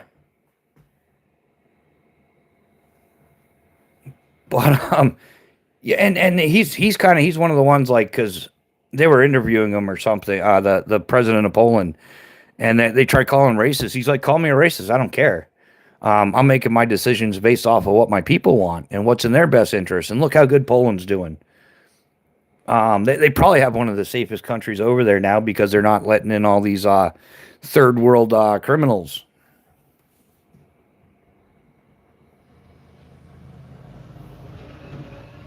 This from around 100 years ago. Caligari plan. If people call me racist, I just agree. I totally shut down their system. Yeah, Robin, that's where we're at nowadays. That's the way it's got to be. Like you really, it's the words have many words have lost meaning. Like, and I started realizing back when Obama was in, and I've told this story before, but back when Obama was in and he was coming out with Obamacare, I was looking at it from like well, how does this help the American people? And it really doesn't. In the long term, it's going to be counterproductive. And therefore, I strongly disagreed with Obamacare, and I had no problem. Like, I don't agree with it. I don't think it long term is a good plan. And people started calling me a racist for that. And I'm like, how am I a racist? Because I disagreed with that. Like, race was never in the conversation. And they're like, well, you don't like Obamacare because you don't like black people. I'm like, where did you get that out of that? I just think it's a bad policy. I don't think, and look where we are now. It's a crap policy. It's cost the American people. Well, that's part of how they're defrauding us too. But yeah, that's when that word really started like losing meaning, and it's a way to shut down an argument or a conversation or whatever you want to call it. Whether you're conversing intellectually or not, like they have certain keywords. Like I don't want to be called an anti-Semite. I really don't mind Jewish people. I don't like their religion. I don't like the way they do. But whatever. I don't really have a problem with Jewish people. I know Adam Sandler. Like he's Jewish. He's a funny guy too. He's got the Hanukkah song and Eight Crazy Nights and yeah, great stuff. And you can see the reference to him growing up in New Hampshire and all that good stuff. I don't really have a problem with Jewish people. I just have a problem with the ones that are like the crazy ones. Like the crazy Muslims. You've got crazy Jewish people too that like, oh, the world is goy. We can lie to them. They're here to work for us. They're subhuman. Yeah, well then I think whatever, piss off with that. Um, Mattingly, yeah, of course I answer questions on here. We were just talking about that. I try to answer as many as I can, depending on how many people are in the chat and stuff. And hey, no super chat required. I do my best though. I know Billy Crystal and Pauly Shore. I met Pauly Shore back in at Fort Sill, Oklahoma. When they were he was shooting the movie In the Army Now. I met Pauly Shore there. Also, I met Chuck Liddell in Boulder City, Nevada. It's where Boulder City is like just yeah, it's outside of Las Vegas, but yeah, ground fog. That's a valid point. Depends on the question too. Yeah, Pauly Shore's funny guy. Also, that other dude who got jacked. He used to be skinny. The Carrot Top guy. What are your thoughts on the Leatherman Magna blades? I don't have one. Um, I don't have any. Like my experience with Magna Cut so far has been great, but as far as what Leatherman's done with it, I would give it a try. I'm that happy with Magna Cut. In fact, if I could get a Magna Cut blade for my Wave Plus and my Surge, I would. I like the Super Steel. I definitely like Magna Cut. S35 VN is good as well. I like CPM 3V. I've got experience with. Yeah, it is high dollar because it costs more to work with it. Like the older, softer steels, you can sharpen with a stone. It's relatively inexpensive. The newer, the super steels, the harder steels, you have to sharpen with like a diamond plate or something like that. So the tooling takes longer, or yeah, to the machining and stuff like that takes longer. The materials cost more to work the material, so part of the expense.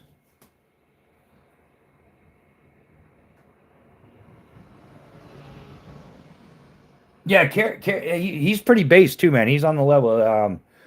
I've met some pretty famous people. You wouldn't know they're famous. You're kind of like, are you just a lookalike at first, or are they you cool? You know, like I met Shania Twain down in Key West. She came to do a tandem.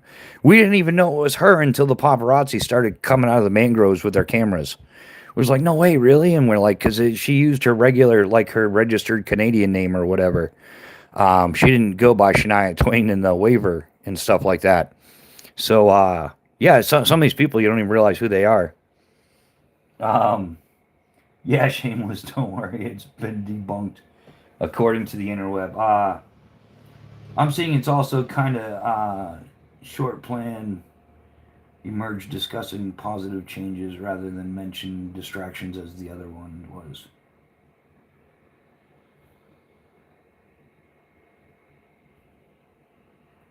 Yeah, I met that tattooed lady from American Picker. She's so nice. Yeah, yeah, she seems nice. But yeah, some of the people you meet are just absolutely awesome. And I guess the goat of all is Keanu Reeves. I would love the chance to meet him, but at the same time, I don't want to meet him because I don't want I kind of don't want to invade in his world. You know what I'm saying? He's the only person where I could really like to meet him if I met him by chance, but I would never. Yeah, make that make sense, huh? Um,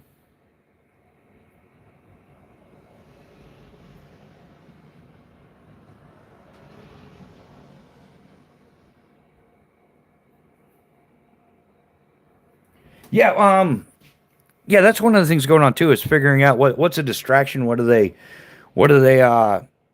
getting into to distract us from what's actually going on? There's a lot of that, like like the issues in Minnesota, or the issues that are from sea to shining sea now with the Somalian immigrants. You got to wonder how much are they allowing that to come out so that people stop asking about the files, or is that a distraction to distract us from whatever else is going on. Yeah, like trying to distinguish the difference between what we should be legitimately focusing on and what's just what's distraction is a bit of a trick too. I'm a Ted Nugent in a random gun scene store in Tennessee. He was friends with the owner, awesome gentleman. Yeah, yeah, and it works out like that too. Like Huey Lewis and the News. I don't know if anybody remembers that group, but there's this little like hole in the wall diner in Manchester. I want to say it was on Lincoln Street or something like that, just off the main street. He was friends with the owner. He used to go in there. There was pictures, all that stuff. I think it's been torn down since then. But yeah, that's another example. Like when Adam Sandler goes back to Manchester, New Hampshire, he's 100% of the time spotted at Dunkin' Donuts on Webster Street. Because he went to Central High School in Manchester, and that used to be one of the places they went. And so, and he didn't live far from there.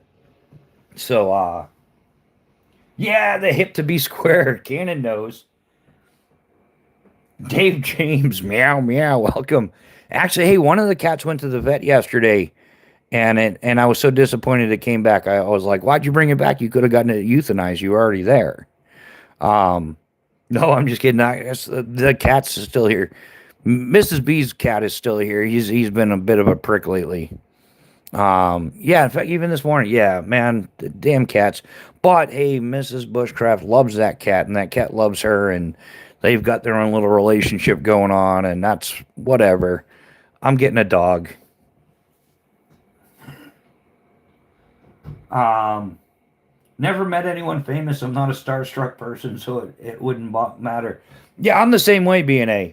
I could care less. I just, my older brother went to high school with like Adam Sandler. That's how I met him, and I met him before he was anybody. So he was just a man. He was like the principal gave him the lecture of you got to stop goofing around or you're never going to amount to anything. Well, he proved them wrong. And like yeah, when I met Chuck Liddell, I didn't go to meet Chuck Liddell. I was like just sitting at this. It's on Main Street in Boulder City, Nevada. This Tony's Pizza. And we used to go there after, like, I worked at Skydive Las Vegas. We would go there after work and would sit down, have a beer, have a couple slices or something, order some food, whatever. It was just a social for us. But some of the people that are famous that go to Las Vegas, if they want to get out of the spotlight, they skip right through Henderson over to Boulder City, and there people typically leave them alone. It's not like Vegas, is. So if they want to grab a beer, they kind of do the same thing, and that's how I met like Chuck Liddell and Shania Twain. Well, she was a customer. So like I said, we didn't even know it was her until the paparazzi started coming out of the mangroves. I met Dee Snider of Twisted Sister in Walmart years. That's cool. Dee Snider of Twisted Sister. Who the hell is Chuck Liddell? Chuck Liddell, the MMA fighter. You know who else I met? And okay, so first you have to know I'm not a fan of like heavy metal music, that real heavy. It sounds just like it's way too angry for my head. The loud heavy metal stuff. And I had the opportunity. I met a band, Man of War. Man of War. Anybody know them? They're supposed to be like the loudest heavy metal band ever. And I met them as through skydiving and stuff. And it was kind of like, I think I disappointed them because they were like, I wasn't excited. I'm like, oh, you play heavy metal music? Cool. They're like, you want to sign the album or something? I'm like, no, I don't. I didn't even want the free T-shirt. I was just like completely like, wow. I question if what they make is actually music. So I was, I think they were disappointed because I could care less. Um, Man of War, my brother lives. Yeah, that's where I met them. B&A is in upstate. It's like up by Seneca Falls, past in that area. Yeah, I probably shouldn't be doxing those guys, but yeah, it's when I worked at Finger Lake Skydivers. Is how I met them. The Man of War. Yeah, they're a local thing. It's a big thing. Corny ass heavy metal. Yeah. I don't know if they are. I've been to a lot of metal concerts. Well, that's the whole thing. I mean, I don't know. That's the whole thing. I don't care. And that's kind of the joke behind it is Man of War, the loudest band ever, and they've got these posters that are not them. It's like, I don't know how to explain it, but they're like their T-shirts and everything, and it's not them. Like they look like these jacked muscle, like just insane stuff. And well, but you meet them in person, and they're a bunch of scrawny, like whatever. It doesn't matter. But I think I kind of insulted them because they're like, "We're man of war," and I'm like, I'm Tom. Who gives a shit? You know. Liddell made the overhand sandbag punch famous. Yeah, he did. But nothing beats 70s, 80s classic rock. Yeah, that's some good stuff. 70s, 80s classic rock. I completely agree. Man, I don't know. Not too many people admit to it, but um, if anybody saw Harold and Kumar, and the extreme dudes, and it's kind of like a bit much, but they're extreme. They got they got a hang glider on their roof and a kayak and stuff like that. They're supposed to be these adrenaline junkies, extreme. They're always shouting extreme and stuff. Yeah, exactly. Yeah. The fact of the matter is, and I lived in this world my entire life between like rock climbing and whitewater kayaking, and skydiving was my forte, or I should say my breadbasket. Like that's how I made my money. Um, so I've been around all these people. I've met um, the extreme sports guys. I've met quite a few of them, whether they're wingsuiters or motocross guys and stuff like that, base jumpers, whitewater kayakers, rock climbers. You name it. I've met a lot of people, and the truth is at the end of the day, man, like yeah, they edit their videos with some real like it's jamming music. It's it's got a beat to it and boom boom boom boom, and we're jamming and but man, I'll tell you what, at the end of the day, my favorite all around, the one guy I'm gonna listen to, if I had like if I did like 15 or 20 jumps in a day, at the end of the day, I'm kicking back to like Jack Johnson. It's gotta be like, dude, you're either kicking back a few beers to come off that adrenaline, or you gotta get something that brings it down. Like if you're listening to all that rowdy stuff after like riding an adrenaline high all day, man, you're gonna be up till like 3, 4 o'clock in the morning. You're gonna be like, yeah, it just doesn't work out. So yeah, the most of the extreme guys, and it's not just me. A lot of them, man. At the end of the day, they're like throwing on some like Mariah Carey or some crap like that. Like really, I'm not kidding. Um, Rest in peace, Dimebag, for real. Absolutely. Last time I saw Pantera was Ozfest '97. Dude, I've never been to a concert. They're too loud for me. Um, yeah, but it's the truth, guys. It really is. Like most of the extreme sports guys out there, at the end of the day, to unwind, they got some kind of like easy listening. Colby Calais, she's another one, man. Dude, you do a mixtape with like Jack Johnson, Colby Calais, man. A couple hours later, I'm ready for bed. Oh, Grumpy Grunt did go live. Yeah, it's been a minute, huh? What time is it? Oh, it's actually 9:30. Yeah, George Strait is that motherfucker.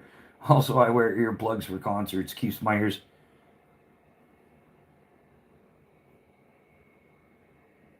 Um, yeah, George Strait. Yeah, I know who that is too. I mean, I know who he is as a singer. I've never met him or anything, but yeah, not. He's got some pretty decent music. Man, country's not bad. Well, old country's.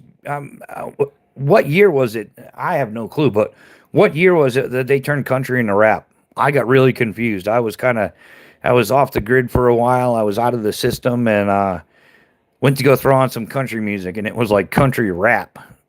So it's not country, it's rap. So only Jack Johnson song, and that's the song you need to know. Banana Pancakes is the bomb. Yeah, man, and that's totally Slipknot Kill Switch. I love that. I'm gonna break shit music. Yeah, and man, it's all great when you're in the game, but when the game's over and you got to chill out, man.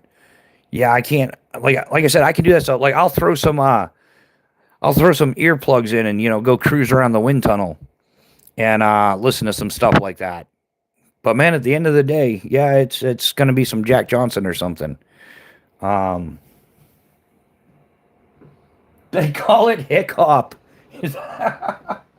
That's the first time I've heard that. That's hysterical. That's absolutely funny. Slipknot isn't favorite band, honestly. Canon, great choice of music. Yeah. Yeah, there's a whole bunch of good stuff out there.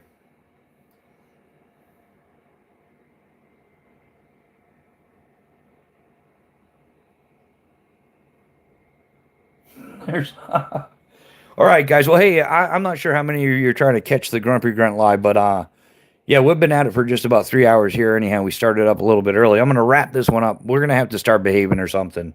Yeah, if I'm gonna progress this YouTube channel, then yeah, I don't know if I'm getting reported or something, but yeah, I went from like 3 to 5,000 views down to like 3 to 400. So it's starting to whoop my ass a little bit. It's yeah, I got to stay out of the algorithm, or not the algorithm, the analytics, something like that. Mudvayne, Static X, Cold Chamber. I hear you, Cannon. Exactly. But hey, thanks guys for hanging out. Hopefully everybody's New Year's is off to a better start than mine. But hey, we'll catch you on the next one. Everybody have an awesome Sunday, an awesome work week. I'll be posting some more stuff for sure this week. We definitely appreciate y'all being here. If you want to go check out Grumpy Grunts, apparently he fired up his live, so we're gonna boot, scoot, and boogie out of here, guys. Have an awesome day. See you later.